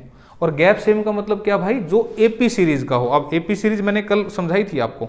ठीक है, तो ये एपी सीरीज का जो डाटा है, तो इसका एवरेज आप कैसे निकालोगे? तो आप कहोगे 4 3 7 2 9 और 1 10। एक नंबर और ले लो इसमें, अभी समझाऊंगा क्यों लिया। 5 4 9 3 12 2 14 और 1 15। टोटल कितना बना? 15। कितने नंबर है? 5। तो एवरेज कितना निकलेगा? 3। ठीक है, तो मैं यहां से आपको क्या समझाना चाह रहा था, इसके एवरेज के लिए तो फॉर्मूला लगाना पड़ेगा, लेकिन अगर डाटा ऑर्गेनाइज्ड हो तो कोई फॉर्मूला नहीं लगाना, एवरेज हमेशा मिडल वैल्यू होगी। ठीक है, देखो फिर से, मैंने इससे पहले क्या लिखा था? 1 2 3 4। इसका एवरेज क्या निकलेगा? Middle value. मिडल वैल्यू क्या आएगी? यहाँ पे, और यहाँ पे क्या आएगा? 2.5 आएगा। करके देख लो, 4 3 7 2 9 और 1 10, और 10 को 4 से डिवाइड करोगे तो ये कितना आएगा? 2.5 ही आ जाएगा। क्लियर है? तो ये बात मैं आपको समझाना चाह रहा था कि अनऑर्गेनाइज्ड डाटा को फॉर्मूला निकालेगा, और ऑर्गेनाइज्ड डाटा को यानी कि एपी सीरीज जिसमें गैप सेम हो, उसमें आप मिडल वैल्यू रख देना, आंसर आ जाएगा। और अब मिडल वैल्यू कैसे निकलती है वो भी समझा देता हूं भाई। एक रस्सी का बीच का पॉइंट कैसे निकलेगा? दोनों सिरे जोड़ दो, बीच का पॉइंट आ जाएगा। तो इसके दोनों सिरे क्या हैं? 1 और 5। दोनों सिरों को ऐड कर दो और 2 से डिवाइड कर देना। देखो 6 को 2 से डिवाइड करूंगा, देखो एवरेज आ गया। फिर से समझ लो भाई, मैंने लिखा 15 20 25 और लास्ट का नंबर लिख दिया मैंने लेट इट बी 40। मैंने कहा इसका एवरेज क्या होगा। सबसे पहले देखो डाटा ऑर्गेनाइज्ड है, एपी सीरीज है, गैप देखो 5-5 का है ना, तो इसका मिड पॉइंट कैसे निकलेगा 15 + 40 बटे में 2 कितना हो गया 55 बटे में 2 27.5। ठीक है, बात समझ में आ रही है। तो ऐसे निकलती है एवरेज। क्लियर। अब इस बात को फर्दर मैं समझा रहा हूं आपको, एक खास पॉइंट जो आपने याद रखना है इस चैप्टर में, जिससे क्वेश्चन थोड़े से फास्ट हो जाएंगे। हालांकि मैं ट्रिक से समझाऊंगा क्वेश्चन को। एक बात और याद रखना, एवरेज क्या है, एवरेज का मतलब होता है समान रूप से बांटना, समान रूप से बांटना, यानी कि डिस्ट्रीब्यूटेड इक्वली। एवरेज का मतलब है सारे बराबर हैं, ना तो कोई छोटा है ना ही कोई बड़ा है। अब इस बात को मैं यहां से समझाता हूं। मैंने कहा इस डाटा का एवरेज कितना आया था 3। इसका मतलब ये हुआ, इसको मिटा दूं मैं, सारे को निकाल के दिखा दी मैंने एवरेज तुम्हें। इस डाटा का एवरेज कितना था 3 था, तो इसका मतलब सारे ही नंबर 3 3 3 हैं। तो मुझे बताओ ये नंबर भी 3 है, ये भी 3 है, ये भी 3 है, ये भी 3 है, ये भी 3 है, तो टोटल कितना बनेगा 3 3 3 3, 5 बार 3 तो टोटल बनेगा 15। तो देखो इसका टोटल 15 ही तो था। क्लियर है। ये प्रैक्टिकली क्वेश्चनों को समझाने के लिए बता रहा हूं, आगे क्वेश्चन आएंगे अभी। अच्छा, मैं कहूं कि तुम्हें इस डाटा का एवरेज 7 था, तो इसका मतलब ये सारे नंबर 7 7 7 हैं। तो 7 नंबर अगर है, सॉरी 7 एवरेज है 4 नंबर्स का, तो इसका मतलब टोटल कितना हुआ 7 + 7 + 7 + 7 28 हो गया ना। तो देखो 28 ही तो था टोटल। तो इस बात को याद रखना, कैसे इस्तेमाल होगा क्वेश्चन में देखते हैं। तो बेसिक पार्ट आप समझ गए एवरेज का। क्वेश्चन पे आ जाओ अब। ठीक है, थोड़ा सा साफ सुथरा कर दें बोर्ड, अच्छा लगेगा। समझ में तो आ रहा है ना भाई तुम्हें। अब देखो क्या, 7 संख्याएं दी गई हैं। पहली 4 संख्याओं का एवरेज 4 है, अंतिम 4 संख्याओं का एवरेज भी 4 है। सभी 7 संख्याओं का एवरेज अगर 3 है तो चौथी संख्या क्या होगी। टोटल 7 नंबर हैं, इंग्लिश में बता रहा हूं। The average of first 4 numbers is 4 and last 4 number is 4। If the average of all 7 numbers is 3, then find the fourth number. Actual में यहाँ हुआ क्या, यहाँ पर टोटल नंबर है 7, 1 2 3 4 5 6 7। शुरुआत के 4 नंबर का एवरेज निकाला, इनका निकाला, और फिर आखिरी के 4 का निकाला। तो ऐसा करने से क्या गड़बड़ हुई, एक नंबर 2 बार आ गया। क्लियर है। और अगर एक नंबर 2 बार होगा तो जाहिर सी बात है टोटल बढ़ के आएगा। तो इस बात को मैं सिखा देता हूं कि अगर मेरे पास, इस लाइन को पढ़ो, कह रहे सभी 7 नंबर्स का एवरेज 3 है। तो मैंने अभी क्या समझाया था कि अगर 7 नंबर का एवरेज 3 है तो इसका मतलब पहला नंबर भी 3 है, दूसरा भी 3 है, तीसरा भी 3 है, और ऐसे 7 नंबर 3 3 है। तो इनका टोटल कितना बनेगा, तो तुम कहोगे 21 टोटल बनेगा। इस बात में कोई दिक्कत। फिर उसने कहा जो पहले 4 नंबर है उनका एवरेज 4 है, तो पहले 4 नंबर और सारे ही 4 4 4 4 हैं, तो इनका टोटल बनेगा 4 चौके 16, 16 बनेगा। अंतिम जो 4 हैं इनका एवरेज भी 4 है, यानी कि इनका टोटल कितना बनेगा, अगेन 16। तो मुझे बताओ ये टोटल कितना बन गया 32, और ये टोटल जो है वो 8 नंबर का है। क्लियर है। क्यों, क्योंकि इधर से भी 4 आ गया, इधर से भी 4 आ गया, तो टोटल जाहिर सी बात है बढ़ के आएगा। तो अब क्या करो, इस 32 में से अगर मैं 21 को माइनस कर दूं तो ये जो 11 बचेगा ये क्या बनेगा, ये 4th नंबर बच गया। क्या बात समझ में आई। मैंने क्या कहा, इस 8 के टोटल में से अगर ये वाला टोटल माइनस कर दूं तो ये जो 11 बचेगा वो क्या बनेगा, एवरेज बनेगा। यहां तक बात समझ में आ रही है। क्लियर है। तो इस बात को अगर आप समझ गए तो 4th नंबर जो है वो ऑप्शन नंबर 3 में लिखा हुआ है, 11 इस क्वेश्चन का आंसर बनेगा। तो इस तरीके से आप क्वेश्चन कराना। हालांकि ट्रिक भी होती है, ये शायद मैंने अपने प्रैक्टिस सेट में बता रखी है। अगर आपको वो देखने तो लिंक नीचे डिस्क्रिप्शन बॉक्स में मैं डाल दूंगा। लेकिन इस तरह से कराना बिल्कुल आसान है। और याद रखना एवरेज का मतलब समान रूप से बांटना, और इस चीज़ को मैंने यहाँ पर लगा के दिखा दिया। ठीक है। तो नेक्स्ट क्वेश्चन आपके सामने, इसको नहीं लेते भाई, इसको लास्ट में लेंगे, इसको लो। ठीक है, उसको लास्ट में लेंगे, वो गलती से दोबारा फिर लग गया था, करेंगे उसको भाई, इतना उतावला क्यों हो रहा है। क्वेश्चन देखो, एक दुकानदार ने 12 दिन में 504 रुपए कमा लिए। प्रथम 4 दिनों की उसकी औसत आय 40 रुपए है। उसकी शेष दिनों की औसत आय किसके बराबर होगी। A shopkeeper earns ₹504 in 12 days.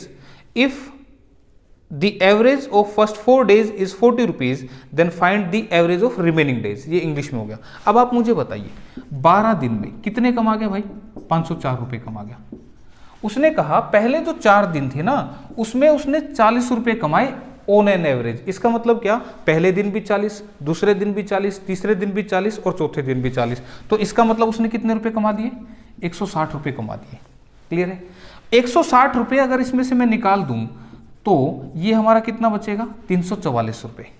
Clear है भाई यहां तक। ये 344 जो रुपए बच गए, ये उसकी कमाई कब हुई होगी, बाकी के बचे 8 दिन में। भाई 4 दिन के निकाल दिए तो 8 दिन में कमाए। तो 344 रुपए को अगर 8 दिन में कमा दूं, 8 दिन में कमाए हैं तो एक दिन में कितने कमाए, तो तुम कहोगे 8 चौके 32 बचा 24, 8 तिया 24, यानी कि 43 रुपए जो है वो रिमेनिंग डेज में उसने कमाए होंगे। तो 43 रुपए जो है ऑप्शन आंसर आ गया। तो बिल्कुल आसान हो गया कंसेप्ट। क्लियर। तो इस तरीके से कराना भाई।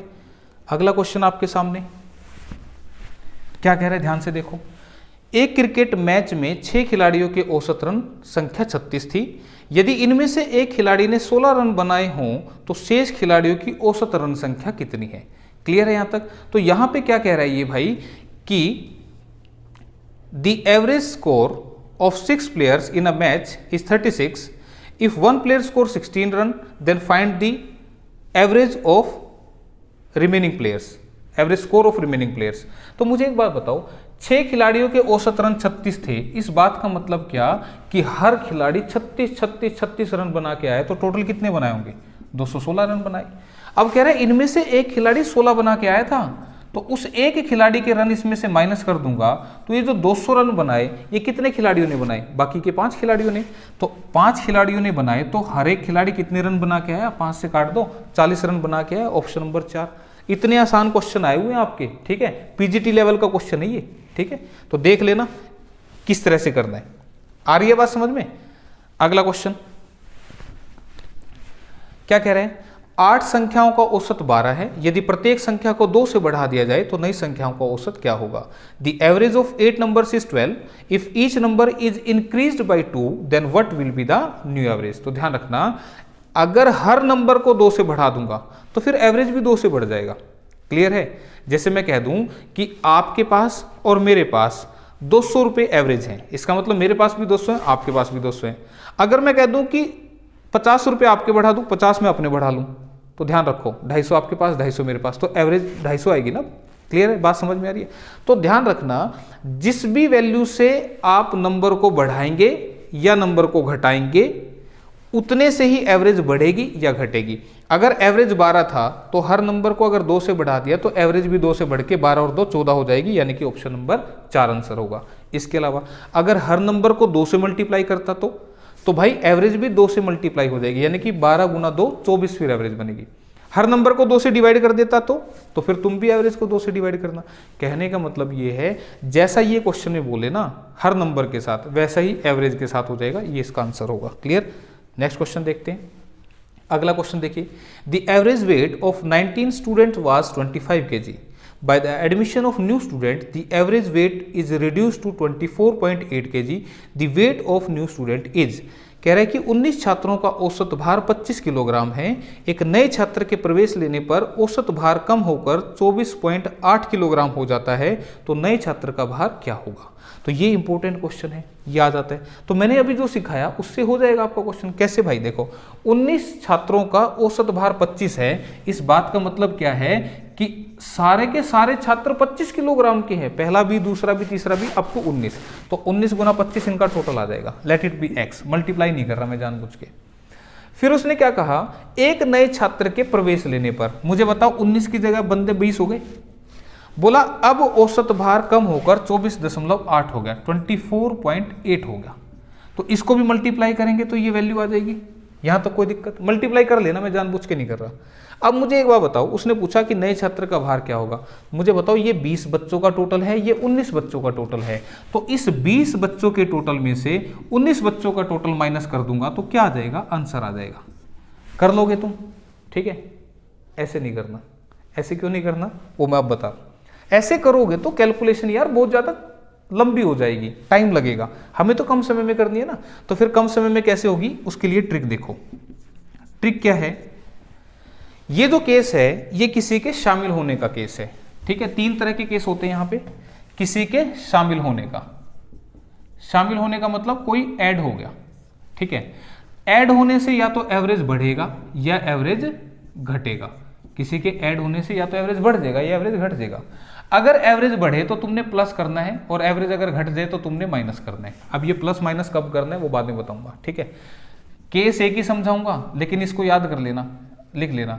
किसी के चले जाने से, किसी के चले जाने से यानी कि किसी के रिमूव होने से अगर एवरेज बढ़े तो उल्टा माइनस करना है, एवरेज घटे तो प्लस करना है, ठीक है। नंबर 3, अदला बदली पे। अदला बदली का मतलब क्या होता है भाई? रिप्लेसमेंट। अगर अदला बदली हो, एवरेज अगर बढ़ जाए ना तो प्लस करना है, एवरेज अगर घट जाए तो माइनस करना है भाई। इधर राइटिंग थोड़ी गंदी सी होगी, इसकी वजह से समझ तो आ ही रही होगी, ठीक है। ये 3 केस होते हैं इन क्वेश्चंस में। अगर किसी को ये ना समझ में आए ना तो टेंशन नहीं लेनी, ये वाला तरीका लगाया ना मल्टीप्लाई कर के। अब जो ये लगाएगा उसको बेनिफिट क्या होगा समझो। मुझे बताओ, एक नए छात्र के प्रवेश लेने पर, केस कौन सा है? ये वाला, ठीक है। अब कैसे करना है? 19 छात्रों का एवरेज 25 kg है, तो तुमने सबसे पहले क्या लिखनी है? एवरेज। ध्यान रखना, तुमने सबसे पहले क्या लिखनी है? एवरेज। उसके बाद एक विद्यार्थी और आ गया तो 19 से अब बढ़कर कितने हो गए? 20। फिर क्या लिखना है तुमने? टोटल मेंबर जितने हो जाए। ऐसा होने से एवरेज 24.8 हो गया। तो तुम मुझे बताओ 25 वाली चीज 24.8 होगी तो 0.2 से घट गई ना। जितने से बढ़े या जितने से घटे उसको तुम क्या करोगे? यहाँ पे मल्टीप्लाई। ये क्या है? एवरेज जितने से बढ़े या घटे, बढ़े तो भी मल्टीप्लाई, घटे तो भी मल्टीप्लाई, ठीक है। अगर यहाँ पे ये बोलता ना कि एवरेज 200 ग्राम से कम हो गया तो तुम यहाँ पे क्या लिखोगे? 200 ग्राम। और 200 ग्राम बटे में 1000 लिखना। क्यों? क्योंकि भाई ये वाला वजन है ना किलोग्राम में है, तो फिर ये ग्राम में क्यों रखो? तो 200 बटे 1000 लिख देना। कर लोगे इतना सा काम, ठीक। फिर अब इसको करना है ये वाला पॉइंट।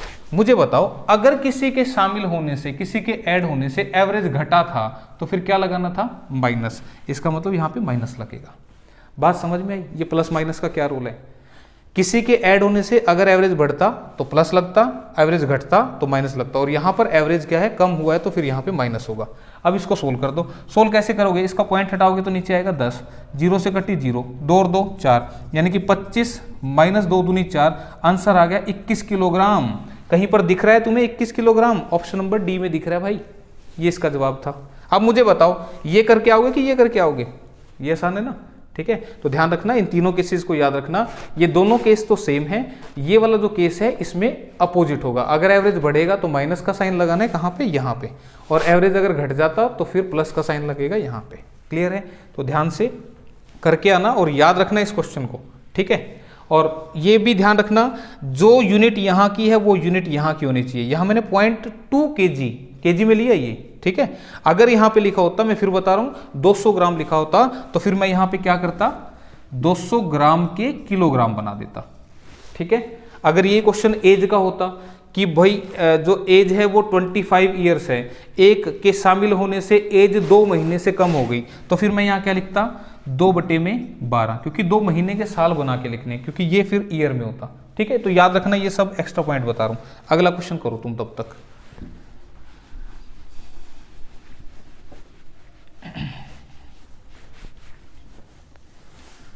नेक्स्ट क्वेश्चन आपके सामने आ चुके हैं।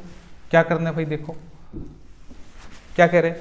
3 लड़कों की औसत आयु 16 साल है। यदि उनकी आयु का अनुपात 4:5:7 है तो सबसे छोटे लड़के की आयु क्या होगी? क्लियर है?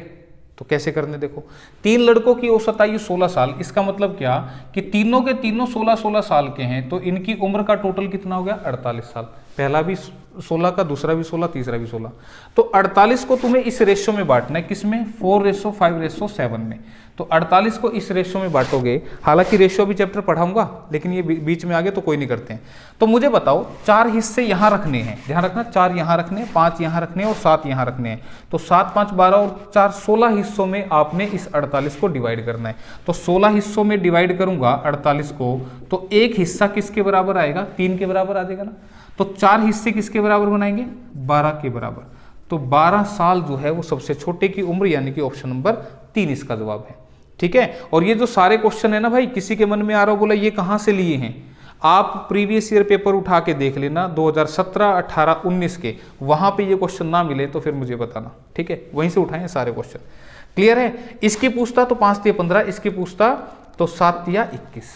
क्लियर? तो इसको और ज्यादा एक्सप्लेन करूंगा जब मैं रेशियो पढ़ाऊंगा। तो अगला क्वेश्चन आपके सामने। हाँ जी, अब ये क्वेश्चन कैसे होगा देखो, what is the weighted mean of first 10 natural numbers whose weights are equal to the corresponding numbers. मतलब क्या है, हिंदी वाले समझ लो। कह रहा है कि what is the weighted mean. Weighted mean का मतलब होता है भारित माध्य।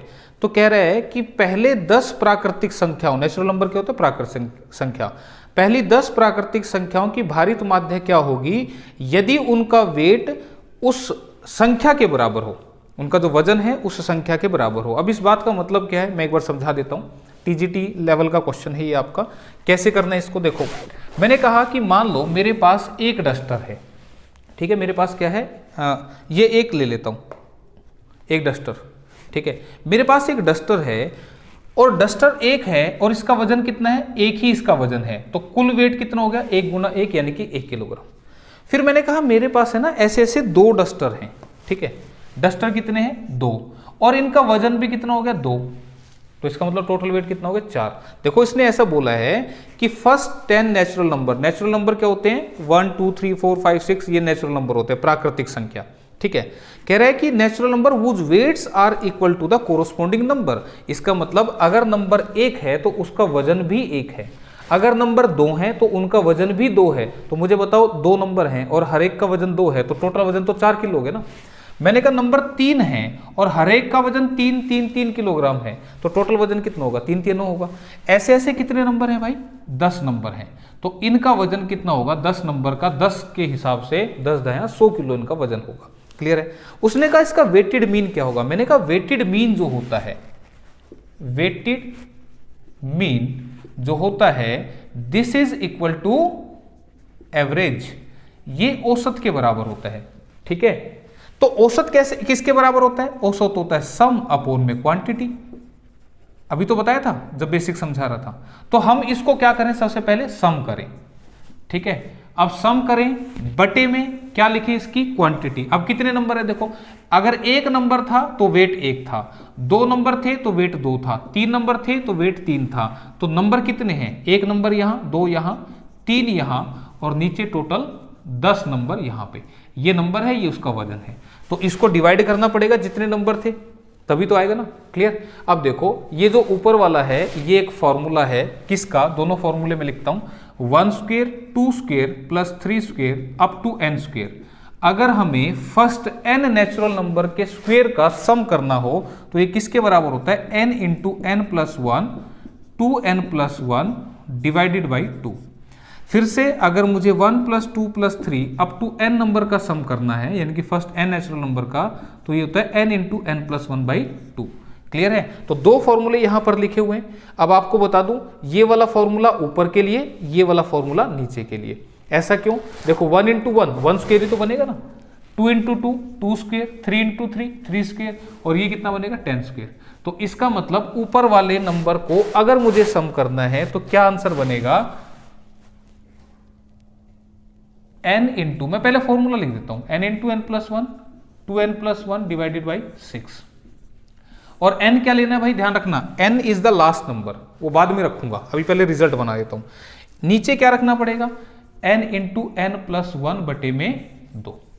अब देखो क्या होगा, इस n से ये कटेगा, इस n प्लस 1 से ये कटेगा, सिर से सिर कट गया, पैर से पैर काट दो, 2 3 6, तो बचा क्या भाई, बचा क्या 2n प्लस 1 बटे में 3, ये बच गया। यानी कि इस क्वेश्चन का आंसर वेटेड मीन कितना बनेगा 2n प्लस 1 बटे में 3।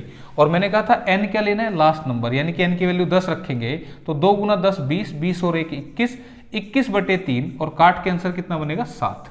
तो गलती नहीं करनी थी इस क्वेश्चन में, किसी ने ये लगा रखा है, आंसर तो इसका 7 है। उसने क्या, जिसने ये आंसर लगाया वो पता है क्या गलती कर गया, उसने ये सोचा कि 1 2 3 अप टू 10 इनका एवरेज निकाल दो। तो तुम क्या कहोगे, इनका सम बटे में कितने नंबर है, तो सम क्या निकला होगा n इंटू n प्लस 1 बटे में 2, ठीक है। और कितने नंबर थे 10, इससे डिवाइड किया, यानी कि n नंबर थे ना, इससे डिवाइड किया। और सीधा सा तरीका देखो ना भाई, 1 2 3 4 5 ऑर्गेनाइज डाटा आ गया ना, तो एवरेज क्या निकलती है 1 प्लस 10 अपॉन में 2 यानी कि 11 बटे 2 5.5, इसका आंसर लगा दिया। ठीक है, या तो फार्मूले से या बिना उसके। तो देखो 5.5 इस तरह से, लेकिन 5.5 नहीं है, आंसर 7 आएगा। कैसे आएगा ये सारा मैंने समझा दिया, नहीं समझ में आया तो फिर से रिवाइंड करके देखना। अगला क्वेश्चन आपके सामने, ठीक है। तो अच्छा क्वेश्चन दे रखा था भाई, ये ध्यान से करना, शब्दों का खेल है भाई।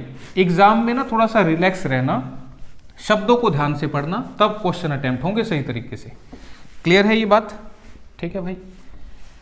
तो अब अगला क्वेश्चन आपके सामने, प्रथम 7 अभाज्य संख्याओं का औसत क्या होगा? Find the average of first 7 prime number. तो फर्स्ट 7 प्राइम नंबर क्या होंगे? 2, 3, 5, 7, 11, 13, 17। ये बात समझ में आ रही है यहाँ तक? कोई ऐसा जिसको डाउट हो कि 1 क्यों नहीं लिया? मैंने पिछली क्लास में बताया था 1 प्राइम नंबर नहीं होता।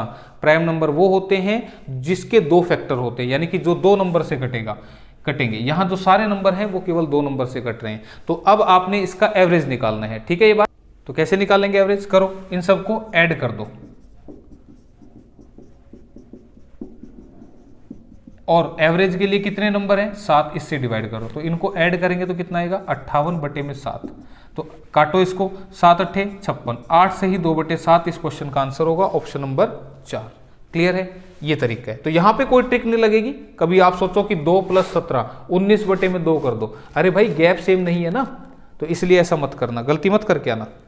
अगला क्वेश्चन आपके सामने क्या कह रहे हैं कि 5 क्रमागत सम संख्याओं ए बी सी डी तथा ई का औसत 74 है, तो संख्या सी तथा ई का गुणनफल क्या होगा?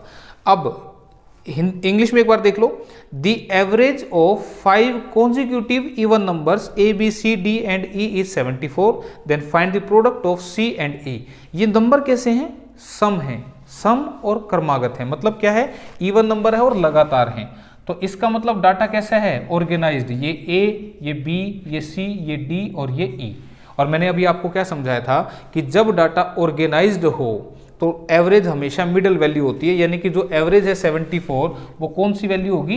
Middle value. तो ये बीच में आ रही है ना, बिल्कुल ये एवरेज है।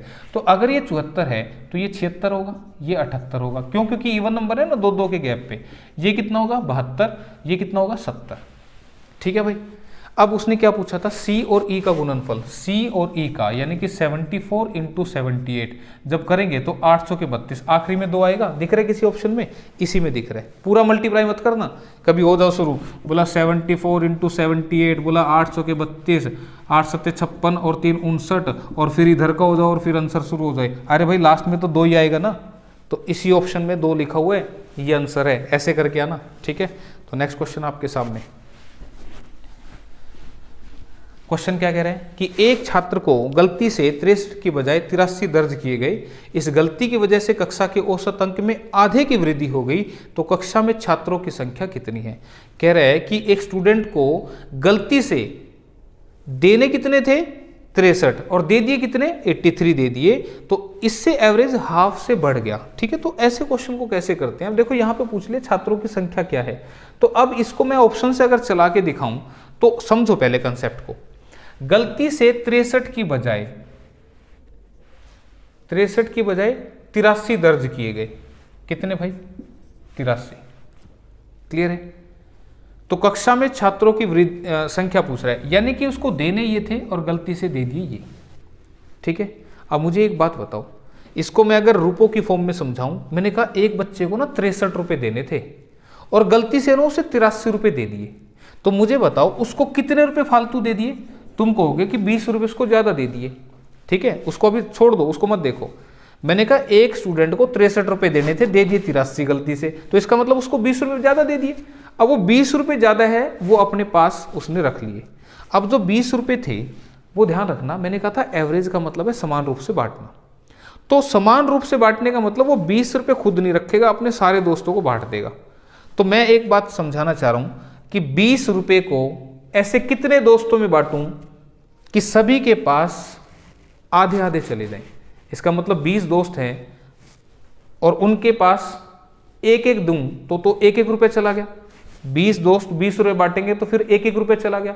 मैंने कहा आधे आधे जाने चाहिए। तो इसका मतलब क्या, अगर दोस्त 40 हों, अगर दोस्त 40 दोस्त हैं और मैंने कहा 20 रुपए हैं, तो 20 रुपए को अगर 40 दोस्त आपस में बांटेंगे तो 1/2 यानी कि 50 पैसे सभी के पास चले जाएंगे। ठीक है, तो 50 पैसे चले गए, इसका मतलब एवरेज जो है वो आधे से बढ़ गया, एवरेज आधे से बढ़ गया ना, तो इसका मतलब ऑप्शन नंबर 2 यहां से मैंने आंसर उठाया कि ऐसा कब हो सकता है। तो 20 का जो डबल होगा वो आंसर होगा, तो 20 का डबल केवल यही ऑप्शन है। ठीक है, तो इसको मैं समझा देता हूं कि एवरेज अगर 40 रुपए चल रही थी और एक स्टूडेंट को 20 रुपए फालतू मिल गए, अब वो अपने दोस्तों के पास गया, बोला मेरे को 20 रुपए मिल गए, 20 रुपए मिल गए, शोर मचा दिया, बोला 20 मिल गए तो तू अकेला क्यों रख रहा है, सबको बांट, सबको बांटेगा तो 20 40 में बटेंगे तो आधा आधा जो है वो सबका क्या हो जाएगा, बढ़ जाएगा। और ऐसे तो कह रहा था कि इस गलती की वजह से कक्षा के औसत अंक में आधे की बढ़ोतरी होगी। तो देखो 40 उनके पास पहले एवरेज चल रही थी, आधा और बढ़ गया, क्यों, क्योंकि 20 रुपये और एक्स्ट्रा मुनाफा आ गया। तो इस क्वेश्चन को इस तरह से आप ऑप्शन से कर सकते हैं। डिटेल से तो फिर एक्स से करना पड़ेगा, तो उसको छोड़ देना, क्योंकि वहां तो दिमाग लगाना ना, आगे वो वाला क्वेश्चन। ठीक है, टीजीटी पीजीटी वालों के लिए ये खास। अब करना क्या है, कितनी देर का क्वेश्चन है ये समझ लो। उसने कहा n प्रेक्षणों का माध्य x बार है, the average of n observation is x बार।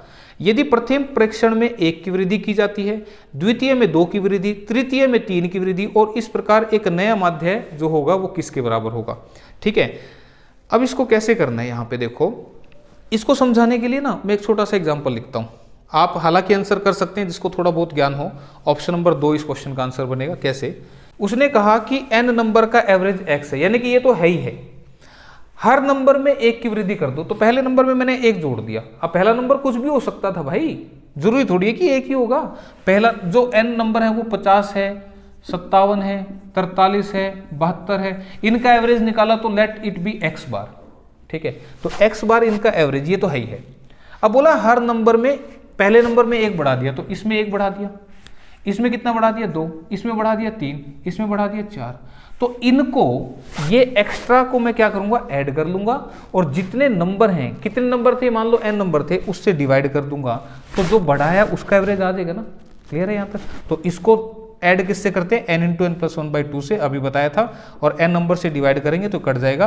तो x बार प्लस n प्लस 1/2 इसका आंसर बनेगा। ध्यान रखना, ये क्वेश्चन ऐसे करना था।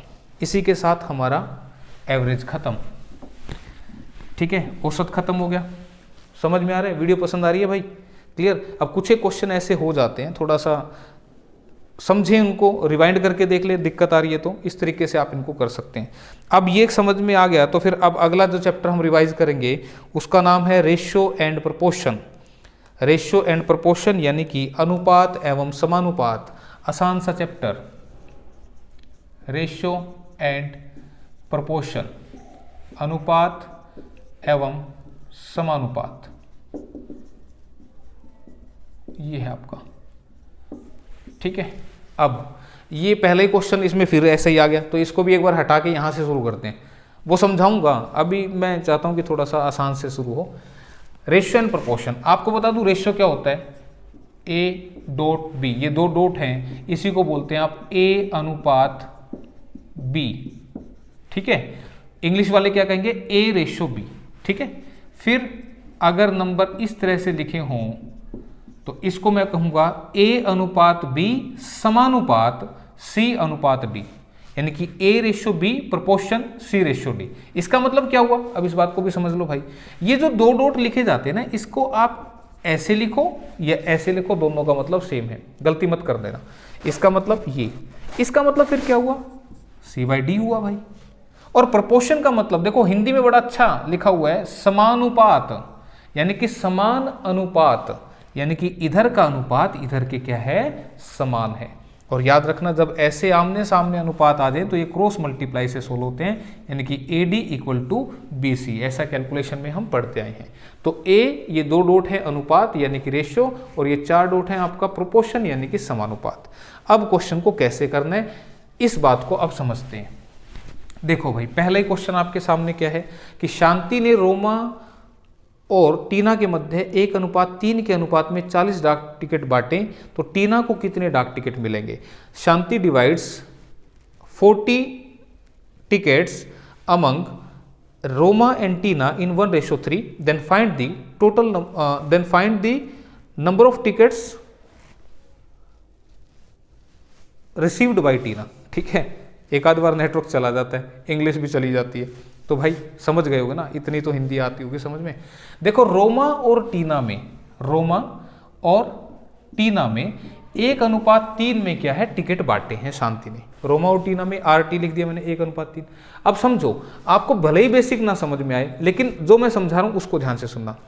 कितने टिकट बांटे, 40, टोटल 40 टिकट बांटने हैं भाई। इन 40 टिकटों को इस तरीके से बांटना है कि रोमा के पास 1 टिकट गए तो फिर टीना के पास 3 टिकट जाए। इसका मतलब एक हिस्सा इसके पास जाए तो 3 हिस्से इसके पास जाए, तो टोटल 4 हिस्सों में बांटी ना टिकट। तो इस 40 के 4 हिस्से तोड़ दूं तो एक हिस्सा किसके बराबर आएगा, तो तुम कहोगे एक हिस्सा तो 10 के बराबर आएगा। तो इसका मतलब ये हुआ, इसके पास गए 10 टिकट और इसके पास गए 30 टिकट। बिल्कुल आसान क्वेश्चन आ रहा था। बोला टीना को कितने मिलेंगे, टीना को 30 मिलेंगे और कितने मिलेंगे, लो भाई टीना के लिखे यहां पर नंबर 2, ठीक है। बात समझ में आ रही है, क्लियर। तो बिल्कुल आसान क्वेश्चन था, ठीक है। नेक्स्ट क्वेश्चन लगा देते हैं आपके लिए, अगला क्वेश्चन। इसी में ना मैं एलिगेशन भी समझाऊंगा, देखो इसी में लग रहा है एलिगेशन, आ ही गया क्वेश्चन। अब देखो उसने क्या कहा, एक कक्षा में 60 विद्यार्थियों का औसत वजन 40 किलोग्राम है, लड़कों का औसत वजन 50 है और लड़कियों का औसत वजन 30 है, तो लड़कों और लड़कियों की संख्या कितनी होगी। The average weight of 60 students in a class is 40 kg. If the average weight of boys is 50 kg and average weight of girls is 30 kg, then find the number of boys and girls. Clear? अब आपको बता दूं, मन में ये आएगा, बोला कि ये एवरेज वाला क्वेश्चन आ गया भाई, 40 किलोग्राम सभी का है तो 60 बच्चों का 60 गुना 40 हो जाएगा। लेकिन यहाँ वाले लड़के तो पता ही नहीं ना कितने बनेंगे, या तो ऑप्शन से उठा के हो सकता है, लेकिन आप ऑप्शन से भी आसान तरीके से कर सकते हैं। कैसे, ध्यान से समझना। एक साइड लिखना बॉयज, एक साइड लिखना गर्ल्स, ठीक है। लड़कों का एवरेज वेट कितना है 50 और लड़कियों का एवरेज वेट कितना है 30। क्लियर है, ध्यान रखना। मैंने क्या लिखा, यहां पर लड़कों का एवरेज वेट लिखा और यहां पर मैंने लड़कियों का एवरेज वेट लिखा। क्लियर है। अब मुझे बताओ, बॉयज और गर्ल्स मिक्स कर दूं तो क्या बनेगा, मिक्सचर बन जाएगा, किसका, बॉयज और गर्ल्स का, ठीक है। तो इनको मिक्स किया तो मिक्सचर का एवरेज कितना है, ध्यान से देखो क्वेश्चन में लिखा है 60 विद्यार्थियों का औसत वजन 40 है, तो ये जो 40 है ये बॉयज और गर्ल्स का टोटल वजन हो गया ना, इसमें बॉयज भी आगे गर्ल्स भी आगे। यानी कि ये जो मेथड मैं बता रहा हूं ये एलिगेशन मेथड है, और इससे हम क्या करते हैं, दो चीजों को, दो चीज क्या है यहाँ पे, बॉयज और गर्ल्स, दो चीजों को किस रेशियो में मिलाया गया है, इससे हम इसको निकालेंगे। क्लियर है, समझते रहना कि कैसे बता रहा हूं। ध्यान रखना, इस मेथड में ये सारी चीजें सेम होनी चाहिए। कैसे सेम, ये बॉयज का एवरेज वेट है, ये गर्ल्स का एवरेज वेट है और ये सभी का एवरेज वेट है। क्या बात समझ में आ रही है। तो अब एलिगेशन लगता कैसे है, इन दोनों में से कौन सा बड़ा है, ये बड़ा है ना, इस 50 में से 40 को माइनस करके यहां लिख देना, फिर 40 में से 30 को माइनस करके यहां लिखना। क्या ये बात समझ में आ रही है, किस तरीके से एलिगेशन लगेगा। तो ध्यान रखना, बड़े में से इसको माइनस करके यहां लिख दें और फिर बीच वाले में से इसको माइनस करके यहां लिख दें। इसका मतलब 10:10 और इसको काटूंगा तो रेशियो क्या होता है भाई, सिंपलेस्ट फॉर्म होती है। एक बात और बता दूं आपको, ratio is the simplest form. अगर लिखा है 10/30 तो 10 एकम 10, 10 तिया 30, रेशियो जो होता है कटने के बाद का सिंपलेस्ट फॉर्म होता है। ठीक है, अगर दो नंबर का रेशियो दे रखा है आपको, ऐसे लिखा हो या ऐसे लिखा हो, दोनों का मतलब सेम होता है भाई, ये बात भी ध्यान रखना। ऐसे लिखा हो या ऐसे लिखा हो, दोनों का मतलब सेम है, तो ये कटेगा 10 एकम 10, 10 तिया 30, तो ये होता है सिंपलेस्ट फॉर्म रेशियो आपका। क्लियर है यहां तक। तो इसका मतलब 1:1 जो है वो बॉयज और गर्ल्स का है। अब ये मत समझना कि गर्ल्स इधर आ गई थी तो ये गर्ल्स हैं और ये बॉयज हैं, ध्यान रखना, जो बॉयज के नीचे है वो बॉयज है, जो गर्ल्स के नीचे है वो गर्ल्स है। इसका मतलब 1:1 में है, और 1:1 का मतलब क्या, आधे बॉयज हैं आधे गर्ल्स हैं। तो टोटल 60 में से 30 लड़के थे और 30 लड़कियां थी। बात समझ में आ गई। और अगर यही रेशियो ऐसे आ जाता तो फिर मैं 2 हिस्से इधर रख देता, 1 हिस्सा इधर रख देता, ये बॉयज होते ये गर्ल्स होते। क्लियर है। तो इस तरीके से करते तो ऑप्शन नंबर 4 जो है उस क्वेश्चन का आंसर आ जाएगा। तो एलिगेशन भी आपको सिखा दिया। ठीक है, नेक्स्ट क्वेश्चन की तरफ चलो। हाँ जी, अगला क्वेश्चन क्या कह रहा है भाई, दो पूर्ण संख्याओं का अंतर 66 है और उनका अनुपात 5:3 है, तो वो दोनों संख्या क्या है। The difference of two numbers is 66 and if their ratio is 5:2 then find the numbers। इसका मतलब क्या है भाई कि अनुपात 5:2 है दो संख्याओं का, इसका मतलब ये हुआ पहली संख्या तुम 5 मान लो और दूसरी संख्या तुम 2 मान लो। तो अगर पहली 5 है दूसरी 2 है तो इनका अंतर कितना हुआ, तुम कहोगे इनका अंतर तो 3 हुआ। ये जो 3 अंतर है वो क्वेश्चन में 66 के बराबर है। 3 जो है वो किसके बराबर है, 66 के बराबर। तो एक किसके बराबर होगा, 22 के बराबर। अगर 3 66 बना रहे हैं तो एक क्या बनाएगा, 66/3 यानी कि 22। तो क्या पूछ रहा था, दोनों संख्या बता दो। तो एक अगर 22 बना रहा है तो ये संख्या क्या बन गई, 22 पंजे 110। अगर एक 22 है तो 5 नंबर मिलकर कितना बना देंगे, 110। 2 नंबर मिलकर क्या बना देंगे, 44। बात समझ में आ गई। तो दिख रहा है 110/44। क्लियर है यहां तक। तो ऑप्शन नंबर 3 इस क्वेश्चन का आंसर है। नेक्स्ट क्वेश्चन आपके सामने अगेन क्वेश्चन। 41 रुपए की राशि को 50 लड़कों एवं लड़कियों के मध्य बांटा गया। प्रत्येक लड़के को 90 पैसे तथा लड़की को 65 पैसे प्राप्त हुए। तो लड़कों एवं लड़कियों की संख्या का अनुपात ज्ञात कीजिए। ₹41 distributed among 50 boys and girls such that each boys got 90 paise and each girl got 65 paise. Then find the ratio of number of boys and girls. Clear है यहां तक। अब आपको बता दूं क्वेश्चन जो है आपका 41 रुपए हैं। अब क्वेश्चन है कितनी देर का, एक बार इसको समझा दूं मैं, ठीक है, थोड़ा सा दिमाग से काम लो। टोटल कितने हैं, 50 बॉयज और गर्ल्स हैं। इन्हीं 50 बॉयज और गर्ल्स का रेशियो बना होगा, ठीक है।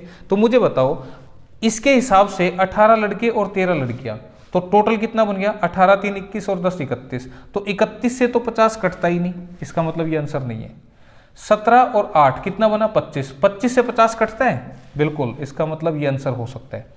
13 और 8 21, 21 से तो 50 नहीं कटेगा, ये भी आंसर नहीं है। 17 और 13 कितना बना, 31, और 31 से भी 50 नहीं कटता है, इसका मतलब ये आंसर नहीं है। आंसर है ऑप्शन नंबर 2। देखो कितना फास्ट हो गया ना। अब ये चीज़ें धीरे धीरे आएंगी। अब ये मत सोचना ऐसे कैसे किया। अब मैंने ऐसे कैसे किया वो भी समझ लो। इसको अगर 17:3 में बांटता तो ये पूरा पूरा बढ़ता। भाई 50 बच्चों को 17 हिस्से इधर 3 हिस्से इधर, इसका मतलब 17 8 है। 17 और 8 25 हिस्सों में बांटना है ना, तो इसका मतलब एक हिस्सा 2 के बराबर आ जाएगा। तो 2 के बराबर आ जाएगा तो 34 बॉयज हो गए और 16 गर्ल्स होगी, और देखो टोटल हो गए 50। क्लियर है। तो ये तो वो तरीका जो जिसे मैथ थोड़ा बहुत आता है वो इस तरीके से लगा सकता था, लेकिन अगर एक से ज़्यादा ऑप्शन से ये करता तो फिर क्वेश्चन को कैसे करते हैं। तो अब इसको करते हैं एलिगेशन मेथड से। अब एलिगेशन मेथड से कैसे होगा भाई, देखो प्रत्येक लड़के को कितने मिले, 90 पैसे, और प्रत्येक लड़की को कितने मिले, 65 पैसे। क्लियर है यहां तक। अब मुझे बताओ एक लड़के को मिले 90, इसको मिले 65 पैसे, तो यहां भी क्या होने चाहिए, पैसे होने चाहिए। अब ये पैसे कैसे आएंगे, देखो भाई मैंने कहा 41 रुपए हैं, 50 लड़कों के बीच में बांटे गए, तो हर लड़के के बांटे कितने मिलेंगे। तो तुम कहोगे 41 को अगर 50 बच्चों में बांट दूंगा तो 41 रुपए हैं। ध्यान रखना ये पैसे पैसे लिखे ना, ये पैसे हैं ये भी पैसे हैं, तो 41 रुपए के पैसे बना लो। 100 से मल्टीप्लाई करोगे तो 4100 पैसे बनेंगे, ठीक है। तो मैंने कहा 4100 पैसे को अगर 50 विद्यार्थियों में बांट दिया जाए तो हर एक के बांटे कितने आएंगे। तो तुम कहोगे कि भाई इससे घटाइए 5 8 40, 5 दूनी 10। तुम कहोगे कि हर एक बच्चे के बांटे ना 82 पैसे आएंगे, तो ये मिक्सचर वाले 82 पैसे यहां रख देना। बात समझ में आ रही है तुम्हें, क्लियर। तो बस अब लगा दो एलिगेशन। एलिगेशन क्या है, इन दोनों में से बड़ा कौन सा है, ये, इसमें से इसको घटा दो 8 आ गया, इसमें से इसको घटा दो कितना आ गया 17। देखो आंसर आ गया 17:8, यही पूछ रहा था। तो ये एलिगेशन मेथड है भाई, याद रखना इसको। ये लगेगा कब ये भी बता दूं, एक तरह का दूसरी तरह का मिक्स कर दिया, मिक्सचर बन गया, ठीक है। यहाँ देखो बॉयज थे गर्ल्स थी और मिक्स कर दिया, बॉयज और गर्ल्स का मिक्सचर बन गया, तब लगाना है। ध्यान रखना लेकिन होनी चाहिए सेम वैल्यू। तो यहाँ पे मैंने एवरेज निकाल ली कि टोटल 4100 पैसे को अगर 50 बच्चों में बांटूंगा तो हर एक के बांटे कितना आएगा, तो ये 82 पैसे एवरेज था। क्लियर। अगला क्वेश्चन, नेक्स्ट क्वेश्चन आपके सामने आ गया है। ए और बी ने 1210 रुपये का एक लाभ इस प्रकार बांटा कि ए के हिस्से का 2/5 भाग बी के हिस्से के 1/3 भाग के बराबर है। तो बी को कितना धन मिला, ₹1210 divided among A B in such a way that share of A is equal to 2/5 share of A is equal to 1/3 share of B. Then find the share of B. B का हिस्सा पूछ रहे हैं, तो जैसा जैसा बोल रहे हैं वैसे वैसे लिख दो। ए के हिस्से का 2/5, ए के हिस्से का कितना 2/5, वो बी के हिस्से के 1/3 के बराबर है, ऐसा बोल रहे हैं वो। मैंने लिख दिया ऐसा। तो मुझे यहां से बताओ गुना वाली चीज कहां आती है, बटे में, ये आ गई बटे में, 1/3 यहीं पर था, ये गुना वाली चीज यहां कहां आएगी, बटे में, ये कितना बन गया 2/5, यानी कि a/b इज इक्वल टू 1/3, और ये सोल्व होने के लिए पलट जाएगा, यानी कि 5/2, ये बनेगा 5/6। यहां तक समझ में आया। इसका मतलब ये हुआ कि जो पैसा है वो A और B के बीच में 5/6 में बांट दो। और ये मैंने बताया था कि इसको ऐसे लिख दो, यहां ये खड़ा लिखा है, यहां मैंने इसको पड़ा लिख दिया, ठीक है, A/B को 5/6। तो यहां से क्या पता लगा कि A के पास आएंगे 5 हिस्से और B के पास आएंगे 6 हिस्से, यानी कि टोटल 11 हिस्सों में पैसा बांटना है। तो 11 हिस्सों में 1210 को बांटूंगा तो 11 11 110 का एक हिस्सा बनेगा। क्या पूछ रहा था, बी को कितना मिलेगा भाई, 110 गुना में 6, 660 रुपये मिलेंगे। क्लियर है, यहां तक दिख रहे कहीं 660 रुपये, ऑप्शन नंबर 4 में दिख रहा है, ठीक है। पीजीटी लेवल का आई थिंक ये क्वेश्चन, ठीक है, पीजीटी वालों को रहता है, पता नहीं हमारा कैसा मैथ आएगा, देख लो ऐसा आएगा, ठीक है, फिर मत कहना कि सर ने ये नहीं कराया था। अगला क्वेश्चन आपके लिए चिड़ियाघर वाला आ गया भाई, इंपॉर्टेंट है। अच्छा, इसको और भी फास्ट लिख सकते थे, वो भी समझा देता हूं। ए का 2/5 जो बी के 2/3 के बराबर लिखा था ना, 1/3 के बराबर था ना, इसको और फास्ट कैसे लिखना, A/B पता है कैसे लिखा जाएगा, राइट वाले को पहले लिखना और मल्टीप्लाई करके लेफ्ट वाले को लिखना, लेकिन पलट के, यानी कि 2/5 को क्या लिखोगे, 5/2। तो देखो ये और भी फास्ट हो गया। मैंने पिछला इसलिए लिख के दिखाया था ताकि जिसको मैथ बिल्कुल ही नहीं आता ना तो वो भी कर ले पूरा, ठीक है। तो ऐसे लिख सकते हो आप इसको। अब देखो क्वेश्चन अगला क्या कह रहा है भाई, एक चिड़ियाघर में हिरन व मोर है, गणना करने पर उनके सिरों की संख्या 80 है तथा टांगों की संख्या 200 है, तो वहां मोर की संख्या कितनी है। कह रहे हैं, हिंदी में समझ में आई गया होगा, शायद नहीं आया तो फिर भाई डियर हैं और पिकॉक हैं, ठीक है। Heads are 80, legs are 200, find the number of peacock mor. अब ऐसा क्वेश्चन आ जाए तो भाई एलिगेशन सिखा रहा हूं ना इसमें, तो एलिगेशन से हो जाएगा क्वेश्चन, लेकिन एलिगेशन मत लगाना, बिल्कुल आसान सा लगाना। क्या, मुझे एक बार बताओ, जो हिरन है, हिरन के कितने पैर होते हैं भाई, 4 पैर होते हैं भाई, और मोर के कितने पैर होते हैं, 2 पैर होते हैं। अब मैंने ऐसा क्यों लिखा, समझना ध्यान से। मैंने कहा तुम्हें है ना 80 हेड दे दिए, 80 सिर दे दिए, और 200 क्या दे दिए, टांगे, पैर दे दिए 200। क्लियर है। अब मुझे एक बात बताओ देख के कि यहां पे जो हिरन के 4 पैर थे, मैं इसको ये कह सकता हूं 2+2। अब 2+2 क्यों कहा, 2+2 इसलिए कहा कि 2 पैर तो इसके भी होते हैं, 2 इसके भी होते हैं। क्लियर है यहां तक बात, 2 इसके भी है, 2 इसके भी है, तो इसका मतलब 2 इसके भी लगेंगे, 2 इसके भी लगेंगे, तो मेरे पास 80 सिर हैं। सिर तो एक का एक ही होगा, ये बात भी ध्यान रखना, कभी बोलो कि सिर भी 2 होते हैं, सिर तो एक का एक ही होगा। तो अगर 80 सिरों के 80 सिर है मेरे पास, 2-2 पैर फिट कर दिए जाएं तो 160 पैर फिट हो जाएंगे। जैसे मैंने कह दिया तुम है ना खिलौने बना दो भाई, उस खिलौने में ना कुछ हिरन बनाने, कुछ मोर बनाने, मैंने तुम्हें 80 सिर दे दिए और मैंने कहा ये लो पैकेट 200 पैरों का और इनको लगा दो, फिट कर दो। अब तुमने क्या सोचा, काम को फास्ट करने के लिए तुमने सोचा कि 2-2 पैर तो लगेंगे, तुमने 2-2 पैर फिट करने शुरू कर दिए सभी के। तो 80 सिरों के तुमने 2 पैर फिट कर दिए, तो 160 पैर तुमने फिट कर दिए भाई। 160 पैर तुमने लगा दिए तो 200 में से 160 बच गए, 160 लग गए तो 40 पैर तुम्हारे पास बच गए ना। अब ये 40 पैर क्यों बचे तुम मुझे बताओ।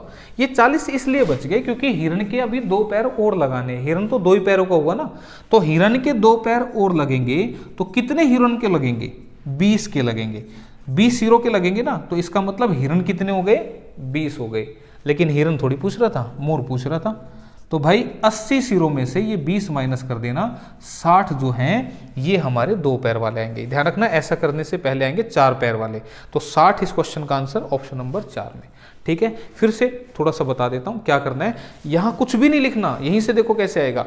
80 सिर हैं तो हर एक के 2-2 पैर फिट कर दो। ये क्वेश्चन ऐसे ही आएगा जिसमें एक के 2 पैर होंगे, एक के 4 होंगे, 5 पैर वाला नहीं आएगा। कभी तुम्हारे मन में ऐसे ऐसे ख्याल आए, नहीं आएगा।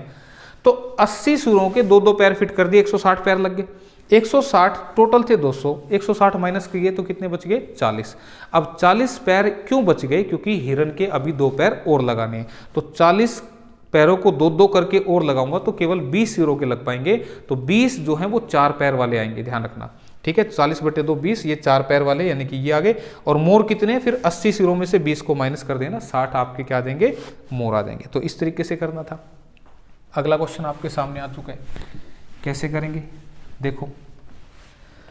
यदि 8400 रुपये 3 व्यक्तियों ए बी तथा सी में 1/5 अनुपात 1/6 अनुपात 1/10 के अनुपात में विभाजित किए जाएं तो ए को कितना प्राप्त होगा। कह रहा है ₹8400 divided among A B C in ratio this this this, then find share of A. तो जब भी ऐसा क्वेश्चन तुम्हें देखने को मिले तो इसको पहले सीधा सा बना दो।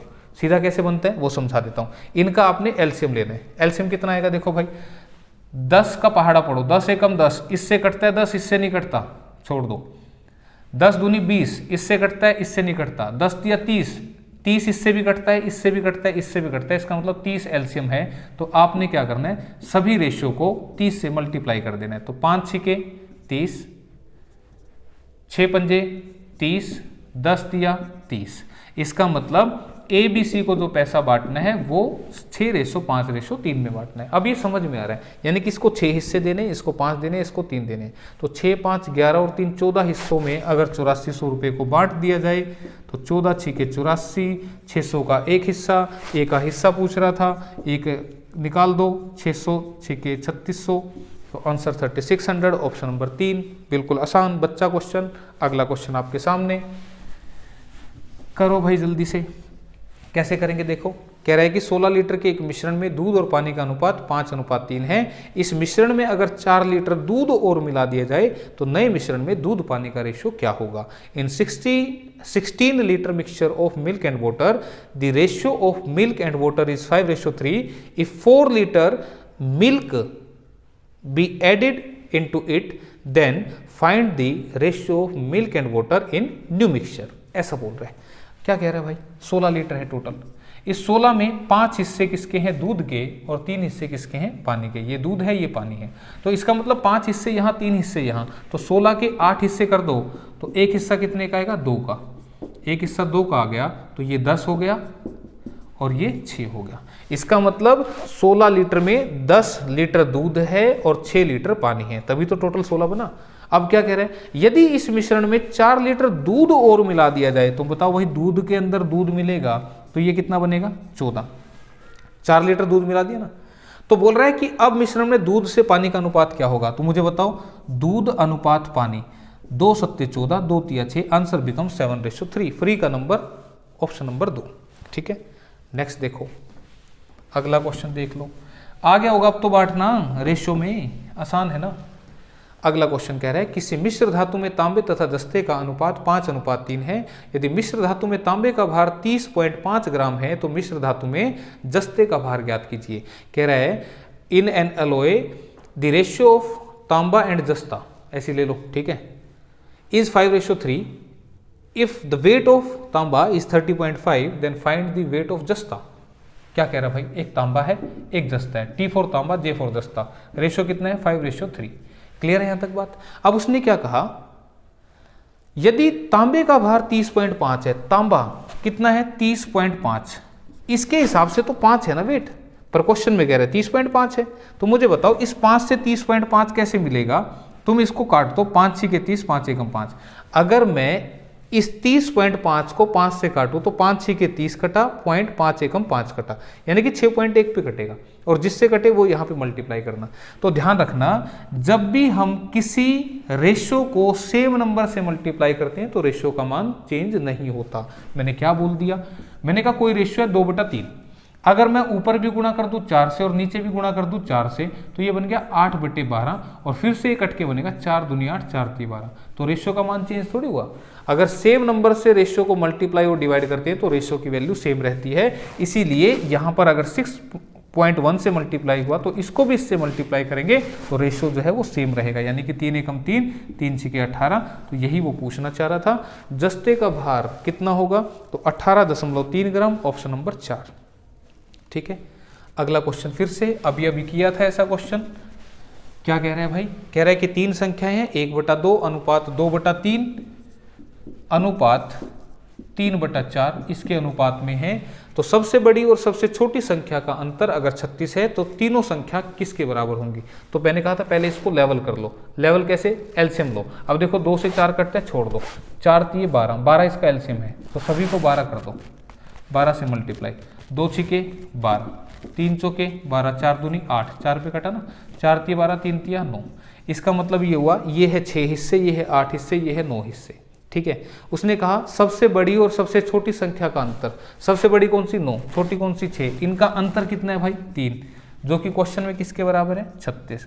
तो 3 36 के बराबर है, तो 1 किसके बराबर हो गया 12 के बराबर। तो बोला तीनों संख्याएं कितनी होगी, तो 12 6 के 72 पहला नंबर आएगा, 12 8 96, ये नहीं है भाई, ये है 12 9 108, तो ऑप्शन नंबर 4 इसका आंसर है। ठीक है भाई, क्लियर, आगे समझ में। अगला क्वेश्चन देखो। हाँ जी, अब देखो ये क्वेश्चन कैसे करेंगे। A total of 324 coins of 20 paise and 25 paise make a sum of ₹71, then the number of 20 paise coin is. कह रहा है कि 324 सिक्के हैं जो 20 पैसे और 25 पैसे की फॉर्म में हैं, जिनका कुल मान 71 रुपये है। तो 20 पैसे के सिक्कों की संख्या कितनी है। तो देखो इस क्वेश्चन को भी आप एलिगेशन से कर सकते हो। एलिगेशन सिखाया ना मैंने तुम्हें, तो एलिगेशन लेकिन यहाँ पर दूसरे तरीके से लगाना है। कैसे लगाना है देखो, एक जगह तुम्हारे 20 पैसे के सिक्के और एक जगह तुम्हारे 25 पैसे के सिक्के।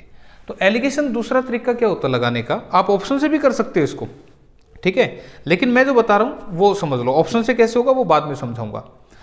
अब मुझे एक बात बताओ, मेरे पास 71 रुपये हैं, ठीक है, और मैंने कहा 71 के 71 रुपये ना 20 पैसे की फॉर्म में है, ठीक है। तो मुझे एक बार बताओ, अगर 71 रुपये 20 पैसे की फॉर्म में है तो कुल कितने सिक्के बनेंगे मुझे बताओ। 1 रुपये में 5 सिक्के होते हैं ना, ठीक है, तो 71 रुपये में कुल कितने सिक्के बनेंगे। तो तुमने इसको मल्टीप्लाई कर दिया तो तुमने कहा 355 सिक्के बन गए, ठीक है। मैंने क्या किया, 71 के 71 रुपये जो है ना उनको 20 पैसे के सिक्के मान लिया। तो 1 रुपये में 5 सिक्के होते हैं, तो 71 रुपये से टोटल 355 सिक्के मुझे मिलेंगे। इसी तरह से अगर 71 के 71 रुपये को मैं 25 पैसे के सिक्के मान लूं तो 1 रुपये में 25 पैसे के 4 सिक्के होते हैं, तो 71 रुपये से मुझे कितने सिक्के मिलेंगे, 284 सिक्के मिलेंगे। तो देखो यहाँ सिक्के तो फिर यहाँ भी सिक्के रखने हैं, और सिक्के कितने हैं 324। क्लियर है। तो ये एलिगेशन का दूसरा तरीका है, ठीक है। सेम वैल्यू पे मैंने लगा दिया, और इसमें क्या करना है, सारे के सारे को ये मान लो एक बार, सारे के सारे को एक बार ये मान लो, ठीक है, क्लियर। जैसे मैंने अभी करवाया था ना मोर का और हिरन का क्वेश्चन करवाया था। सिर कितने थे 80, तो 80 के 80 को अगर मैं मोर मान लूं तो एक मोर के 2 पैर होते हैं तो 160 पैर लग गए। 80 के 80 को अगर मैं हिरन मान लूं तो एक हिरन के 4 पैर होते हैं तो 320 पैर लग गए। अब लेकिन पैर तो कितने थे, 200 थे, ठीक है। तो अब देखो यहां पर ये एलिगेशन से भी मैंने क्वेश्चन समझा दिया, ठीक है। तो 80 के 80 को मोर मान लिया, 80 के 80 को हमने हिरन मान लिया, तो इसी चीज को मैंने यहाँ पे अप्लाई किया। आगे तो रेशियो लगा दोगे ना, 200 में से 160 गए तो 40 आया, यहाँ पे कितना आया 120, तो रेशियो काटेंगे तो 40 दिया 120, 3:1, यानी कि 80 को 4 हिस्सों में बांट देना, 20 दिया 60, ये आगे 20 वो आ गए, ठीक है। तो अब इसी चीज को मैं यहाँ पे लगा रहा हूँ, लेकिन ध्यान रखना सेम वैल्यू होनी चाहिए, इधर सिक्कों की संख्या इधर सिक्कों की संख्या तो इधर भी। तो 355 में से इसको घटाओ तो कितना बनेगा, 1 3 31 आएगा। 324 में से इसको घटाओ तो कितना बनेगा भाई, 0 और 4, ठीक है भाई।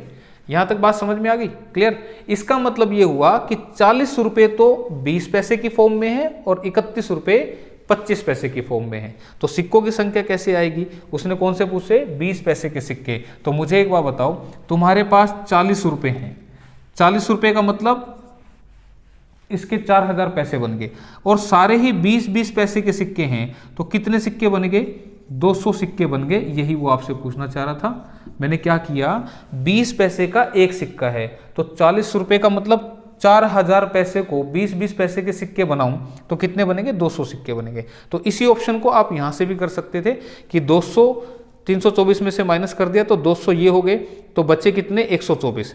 तो 200 सिक्के जो हैं वो 20 पैसे की फॉर्म में है, तो इसको 5 से डिवाइड कर देना, 40 रुपये यहाँ बनेंगे, और 124 को तुम 4 से डिवाइड करोगे तो 31 रुपये वहाँ से मिलेंगे। तो बाई ऑप्शन भी किया जा सकता था, तो ये भी आसान था, ठीक है। नेक्स्ट क्वेश्चन आपके सामने। लेकिन ये मोर वाला क्वेश्चन है ना, उसी से करके है ना जो मैंने तुम्हें ओरली बताया था। ये तो एलिगेशन लगा के दिखा रहा था मैं दूसरे तरीके से। कह रहा है दो संख्याओं का अनुपात 3:5 है तथा इनका योगफल 240 है, तो संख्याओं का अंतर क्या होगा? The ratio of two numbers is 3:5 and their sum is 240, then find their difference. अब मुझे बताओ, पहला नंबर 3 है, दूसरा 5 है, ठीक है भाई। इनका जो अंतर है, सॉरी योगफल दे रखा है भाई अब की बार, इनका योगफल 240 है, तो 3 और 5 का योग कितना होगा? 8। ये क्वेश्चन में 240 के बराबर है, ठीक है। इसको मैंने ले लिया 3 और इसको ले लिया मैंने 5, तो इन दोनों का जो योग है वो 8 बनेगा। तो 8 की वैल्यू 240 है, तो 1 की वैल्यू कितनी बन गई? 30। तो क्या पूछ रहा था? संख्याओं का अंतर क्या होगा? तो 3 और 5 का अंतर कितना होगा? 2। तो 2 की वैल्यू कितनी बनेगी? 30 गुना 2 60, ठीक है। तो आंसर ऑप्शन नंबर 1 लगेगा। क्लियर है? एक बात और ध्यान रखना, जब भी क्वेश्चन में जब हम ऐसे लेते हैं ना 3 और 5 8 करके ले लिया, योग और अंतर यानी कि सम और डिफरेंस दे तो आप इनको सीधे सीधे ले सकते हो। लेकिन अगर यही क्वेश्चन ऐसे होता कि दो संख्याओं का रेशो 3:5 है, यानी कि 3:5 है, और इनका जो गुणनफल है वो मान लिया 120 है, इनका जो प्रोडक्ट है, प्रोडक्ट 120 मतलब भाई 60 ले लो, ठीक है। इनका प्रोडक्ट, इनका जो गुणनफल है वो 60 है, तो संख्या पूछ लेगा तुमसे, भाई दोनों संख्या बता दो। तो अब क्वेश्चन को ऐसे मत करना कि भाई 3 और 5 15 की वैल्यू 60 है, अब मत करना ऐसा। ऐसा जब करना जब सम हो और डिफरेंस हो, यानी कि योग और अंतर दे रखो। लेकिन अगर प्रोडक्ट दो तो ये एग्जैक्ट वैल्यू नहीं होती, इसको आप ऐसे मानते हैं, ये 3x है, ये 5x है, तो दोनों का प्रोडक्ट कितना बना? 3 गुना 5 15x स्क्वेयर, 3 गुना 5 15 और x गुना x स्क्वेयर, इसकी वैल्यू 60 है। तो मुझे बताओ 15 से ये कट गया 4 पे, तो x स्क्वेयर की वैल्यू आ गई 4 और x की वैल्यू क्या आ गई? √4 यानी कि 2। तो x अगर 2 के बराबर है तो ये 6 बनेगा और ये 10 बनेगा। तो ध्यान रखना, अगर प्रोडक्ट दे तो फिर x मान के कर लेना, कोई फर्क नहीं पड़ेगा, फिर सही आएगा आंसर। अगला क्वेश्चन देखो क्या है, ये वो पहले वाला क्वेश्चन जो रह गया था ना हमारा, अब करेंगे इसको, और इसी से मैं अगले चैप्टर का कंसेप्ट बताऊंगा। उसने कहा कि दो संख्या 3:5 के अनुपात में है, यदि प्रत्येक संख्या में से 9 घटाया जाए तो इनका अनुपात 12:23 हो जाता है, तो दूसरी संख्या ज्ञात कीजिए। Second number, the ratio of two numbers is 3:5, if 9 is subtracted from each number then ratio becomes 12:23, find the second number. ये आपसे पूछ रहे हैं। तो देखो अब इसको कैसे करोगे, मैंने कहा था ये एग्जैक्ट नंबर नहीं है, तो ये 3x मान लिया, ये 5x, ऐसा क्यों? अब कह रहा है कि यदि प्रत्येक संख्या में से 9 घटा दिया जाए, तो घटा दिया इसमें से भी 9 घटा दिया, तो जैसे प्रत्येक संख्या में से 9 घटाएंगे तो रेशो कितना बनेगा? 12:23। मैंने इसको घटा के बटे में क्यों लिखा? क्योंकि ये घटाने के बाद का रेशो यानी कि अनुपात मेरे पास है, तो अनुपात कब लिखते हैं? जब इसको बटे में लिखते हैं, ठीक है। यही क्वेश्चन ऐसे भी हो सकता था, यदि प्रत्येक संख्या में 9 जोड़ दिया जाए तो फिर यहाँ प्लस लगा देना। अब कैसे सोल्व होगा? क्रॉस मल्टीप्लाई करोगे, इसका आंसर आ जाएगा। अब ये तो बड़ा सॉल्यूशन बनेगा ना, x की वैल्यू निकलेगी और पूछ रहा था बड़ी संख्या, तो x को यहाँ मल्टीप्लाई करना, आंसर आएगा। अब छोटा तरीका सुनो, दो संख्याओं का रेशो है 3 5 और 9 जोड़ने से रेशो कितना बन गया? 12:23। अब जो बता रहा हूं ना वो अगले चैप्टर के अंदर सारा वही करना है, एज का चैप्टर पढ़ेंगे इसके बाद, ठीक है। अब मैं यहां क्या बताना चाह रहा हूं कि अगर इसमें भी 9 जोड़ा, इसमें भी 9 जोड़ा, अगर 9 ऐड करूंगा तो दोनों संख्याओं में जो चेंज होगा वो सेम वैल्यू से होना चाहिए ना। दोनों संख्याओं में अगर 9 ऐड कर दूं, इसमें घटाया है कोई बात नहीं, अगर ऐड करूंगा दोनों संख्याओं में तो दोनों में सेम बढ़ोतरी हो जाएगी। अगर दोनों संख्या में से 9 माइनस करूंगा तो दोनों सेम वैल्यू से कम होंगी। लेकिन अगर आप यहां पे देखें, ये 3 से 12 कितना डिफरेंस आ रहा है? 9 का। यहां 5 से 23 यानी कि 18 का डिफरेंस। यानी कि मैंने क्या कहा, अगर दो संख्याओं में सेम ऐड किया जाए या सब्ट्रैक्ट किया जाए तो उनकी वैल्यू में जो चेंज होगा वो सेम वैल्यू से होगा। लेकिन यहाँ पर ये वैल्यू से चेंज जो है वो अलग अलग है, तो इसको सेम कैसे करते हैं वो समझ लो। सेम करने का तरीका क्या है, जो नीचे वाले रेशियो का डिफरेंस है कितना है भाई? 11, इसको तुमने यहाँ मल्टीप्लाई करना है, याद रहेगा। नीचे वाले रेशियो का अंतर 23 में से 12 गए, 11 ऊपर मल्टीप्लाई, इस रेशियो का जो डिफरेंस है उसको कर दो नीचे मल्टीप्लाई। 3 और 5 का डिफरेंस कितना? 2 का, ठीक है। अब इसको सोल्व करो तो ये बन गया 11 तिया 33, 11 पंजे 55, 12 दूनी 24, 23 दूनी 46। इसका मतलब मेरी संख्या अब 33 और 55 थी, जैसे मैं इनमें से 9 घटाऊंगा तो मुझे बताओ इधर का डिफरेंस कितना होगा, 33 में से 24 गए 9, इधर का डिफरेंस कितना हो गया 9, ये तो सेम आ गया। ऐसे तो वो बोल रहा था, मैंने कहा संख्या मेरी 33 है, दूसरी है 55, जैसे इसमें से 9 घटाए ये बन गई 24 और ये बन गई 46 और ये रेशो कितना है, यही 12:23 है ये। तो उसने पूछा था बड़ी संख्या क्या, दूसरी संख्या क्या, तो आंसर कितना बन गया 55। तो 55 दिख रहा है कहीं, ऑप्शन नंबर 4 में दिख रहा है, तो ये इसका जवाब होगा। इस तरीके से करना है, आसान हो गया ना। और ये जो कंसेप्ट मैंने सिखाया ना कि इनके बीच का गैप सेम करना, तो ये अब सारा एज के चैप्टर में करेंगे, क्योंकि मेरे ख्याल से हाँ ये लास्ट क्वेश्चन था, पहला क्वेश्चन आ गया फिर से आपका। तो इस तरीके से आपने करना है और ध्यान रखना, अगर माइनस होगा तो रेशियो घटता दिखेगा और अगर 9 ऐड होता तो फिर ये रेशियो बढ़ता दिखता।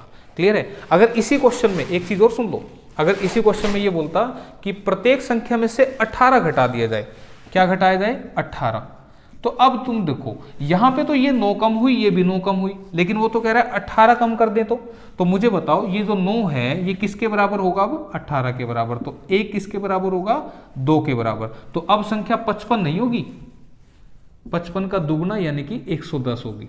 ये तो बाई चांस इस क्वेश्चन में 9 ही घटाया था, स्टेटमेंट में 9 ही घटाया था और इसके हिसाब से 9 ही सेट हो गया था, तो इसलिए आंसर वो बन गया था। लेकिन ऐसा भी हो सकता है कि यदि प्रत्येक संख्या में से 18 घटाया जाए तो तुम पहले इसको ऐसे लेवल करना, इसके डिफरेंस से यहाँ मल्टीप्लाई, इसके डिफरेंस से यहाँ, तो ये लेवल करने के बाद फिर देखना ये संख्या 9 कम होगी, लेकिन 18 की वजह से 9 कम हो रही है, तो 9 की वैल्यू 18, 1 की वैल्यू 2 और इस तरह से निकाल देना।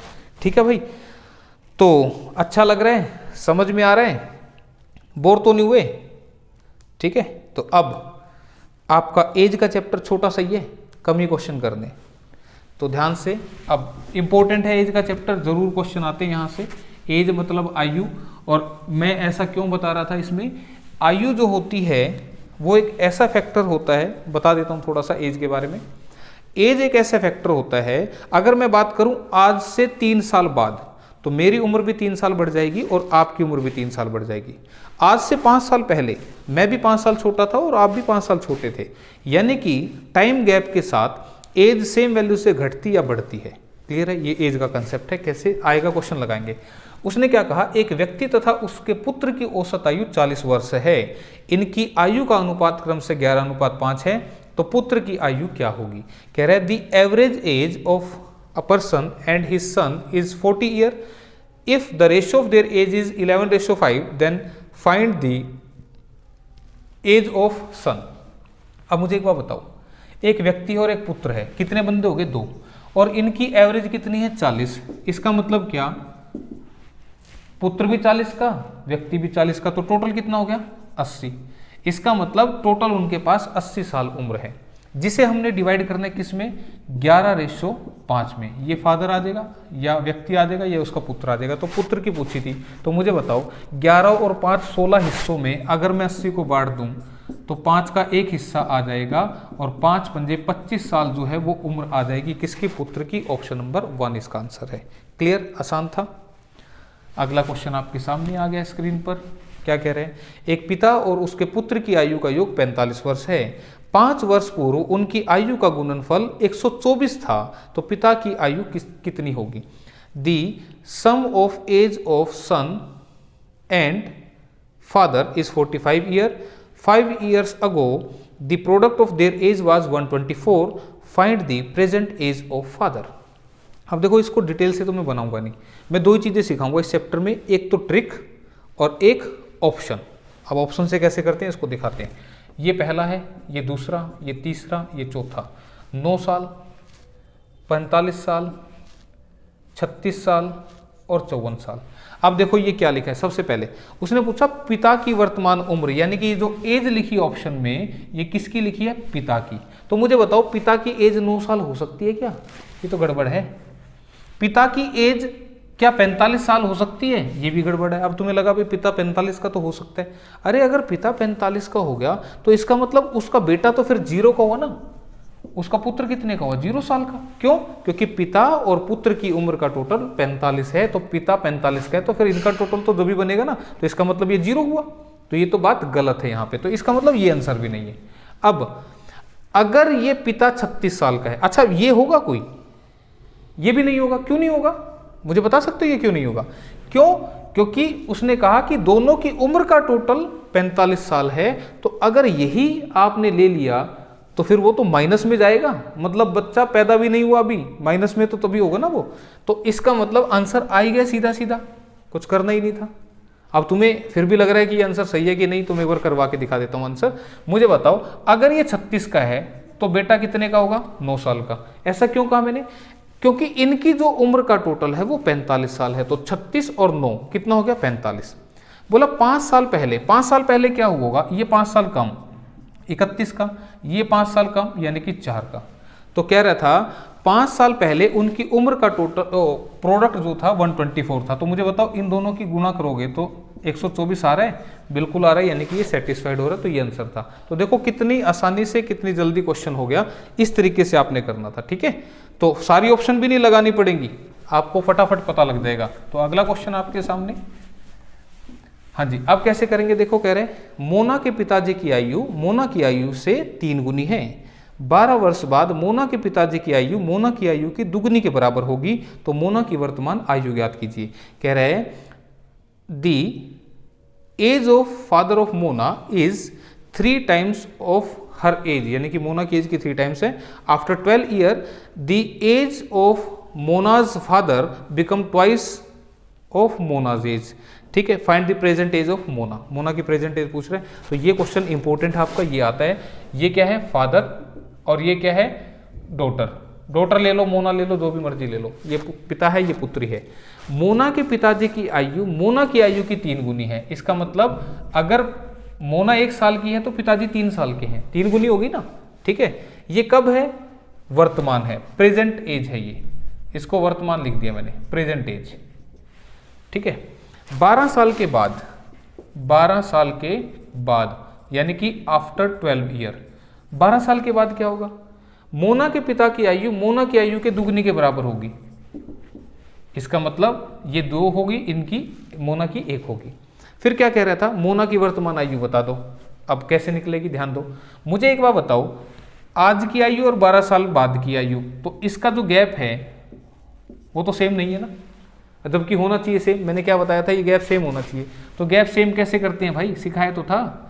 इसका गैप कितना है? ऊपर मल्टीप्लाई, इसका गैप कितना है? नीचे मल्टीप्लाई। अब ये क्या बन गया? 3:1, ये बन गया 4:2। ठीक है, अब मुझे बताओ, ये 3 से 4 हो गया, 1 बढ़ गया, ये 1 से 2 हो गया, 1 बढ़ गया, गैप सेम हो गया ना। और मैंने कहा था एज सेम फैक्टर से घटती या बढ़ती है। तो ये जो 1 की बढ़त आई, किसकी वजह से आई भाई? इस 12 साल के समय की वजह से। तो 1 जो है वो 12 साल के बराबर है। ठीक है, बात याद रहेगी। तो 1 12 साल के बराबर है, तो पुत्री की वर्तमान आयु कितनी थी? 1, और 1 ही इसका आंसर है। अगर ये होता ना, पुत्री की उम्र मान लो 3 होती, पिता की उम्र पूछ लेता मान लो, तो 1 12 के बराबर है, तो 3 12 दिया 36 के बराबर आंसर आ जाता। ठीक है, तो 12 साल यानी कि ऑप्शन नंबर 3। अभी और क्वेश्चन आएंगे, किसी को नहीं समझ में आया तो और क्लियर हो जाएगा। अगला क्वेश्चन देखते हैं। ध्यान रखना, ये जो गैप आता है ना उम्र में, ये टाइम पीरियड की वजह से आता है। तो 15 वर्षों में रवि की उम्र वर्तमान उम्र की 4 गुनी होगी, तो रवि की वर्तमान उम्र क्या है? After 15 year the present age of Ravi becomes 4 times of his present age. Find the present age of Ravi. अब देखो भाई, ऑप्शन चला के दिखाते हैं फिर से आपको। आप एक्स उक से चला लेना, जो किताब जो बुक पढ़ रहे हो उसमें से एक्स से चला लेना, मैं इसको डायरेक्ट ऐसे चलाऊंगा। 15, 5, 10 और 4, ये किसकी एज है? रवि की। कौन से वाली एज है? प्रेजेंट एज, वर्तमान आयु। रवि की वर्तमान आयु इन्हीं में से कोई होगी। 15 वर्षों में, मुझे बताओ 15 साल बाद ये उम्र 30 साल की हो जाएगी, ये 20 की हो जाएगी, ये उम्र 25 हो जाएगी, और ये उम्र 19 हो जाएगी। तो कह रहा था 15 वर्षों में रवि की उम्र वर्तमान उम्र की 4 गुना होगी। मुझे एक बार बताओ, क्या 15 का 4 गुना दिख रहा है तुम्हें? नहीं दिख रहा। क्या 5 का 4 गुना दिख रहा है तुम्हें? बिल्कुल दिख रहा है। 10 का 4 गुना दिख रहा है? नहीं। 4 का? नहीं। तो 5 का 4 गुना दिख रहा है, यही तो कह रहा है वो भी। तो आंसर ऑप्शन नंबर बी बनेगा, बिल्कुल आसान। ठीक है, तो अगला क्वेश्चन आपके सामने भाई। देखो अब क्या कह रहे हैं, 5 वर्ष पश्चात पिता की आयु उसके पुत्र की आयु की 3 गुनी होगी, यानी कि after 5 year the age of father becomes 3 time age of his son. 5 वर्ष पूर्व पिता की आयु पुत्र की आयु की 7 गुनी थी। 5 years ago the age of father was 7 times age of his son। तो पिता की वर्तमान आयु क्या होगी? Find the present age of father. पिता की, एक फादर है एक सन है, एज का रेशियो कितना है? 3 गुना। कब है? 5 वर्ष पश्चात, 5 वर्ष बाद, आफ्टर 5 ईयर है भाई, ये दिस इज आफ्टर 5 ईयर। ठीक है, फिर क्या कह रहे हैं? 5 साल पहले कितनी थी? एक साल। 5 वर्ष पहले, ठीक है, बिफोर। ठीक है, यही दे रहे ना, 5 वर्ष पश्चात यानी कि आफ्टर 5 ईयर, 3 गुनी थी। 5 वर्ष पूर्व यानी कि बिफोर, पहले, 5 साल पहले, 7 गुनी थी। पिता की वर्तमान आयु पूछ रहे हैं। अब देखो ध्यान से, इसका डिफरेंस 4 का, इसका 0 का, तो डिफरेंस सेम नहीं है, तो क्या करो? 7 और 1 का डिफरेंस 6, 3 और 1 का डिफरेंस 2, कर दो मल्टीप्लाई। मल्टीप्लाई करेगा तो क्या बनेगा? 6 थी, चलो यही लिख दो, 18, 6 एकम 6, ये क्या बन गया? 2 सत्ते 14, 2 एकम 2। क्लियर है? अब मुझे बताओ, ये 6 से 2, 4 का डिफरेंस, ये 18 से 14, 4 का डिफरेंस, डिफरेंस सेम हो गया ना। तो ये 4 का डिफरेंस कौन पैदा करता है? ये टाइम पीरियड, और ये टाइम पीरियड कितना है? 10 साल। अब किसी को लगा होगा बोला 10 साल कैसे लिख दिए? सुनो ध्यान से, मैं पिछले 5 साल से पढ़ा रहा हूँ, अगले 5 साल तक और पढ़ाऊंगा। कितने साल पढ़ाऊंगा मैं टोटल? 10 साल नहीं होगी क्या? मैंने कहा पिछले 5 साल से पढ़ा रहा हूँ, अगले 5 साल तक और पढ़ाऊंगा, तो गैप कितना हुआ? 10 साल का गैप हो गया ना। तो ये जो गैप पैदा होता है ये टाइम की वजह से होता है। 5 साल बाद और 5 साल पहले यानी कि 10 साल। तो 4 की वैल्यू 10, तो 1 की वैल्यू 10/4 यानी कि 5/2। 1 5/2 के बराबर है। तो क्या पूछ रहा था? पिता की वर्तमान आयु। अब पिता की देखो वर्तमान कहीं पर भी नहीं लिखी, प्रेजेंट एज कहीं पर भी नहीं लिखी, तो कहीं से भी आंसर निकाल सकते हो। कैसे? मैं यहां से दिखाता हूं। तो 18 की वैल्यू क्या होगी? तो 18 गुना 5/2, 2 में 18, 9 पंजे 45 साल। तो ये 45 साल पिताजी कब होंगे? 5 साल के बाद होंगे। तो आज कितने के हैं? आज तो 40 साल के ही है ना। तो आंसर बनेगा ऑप्शन नंबर 1।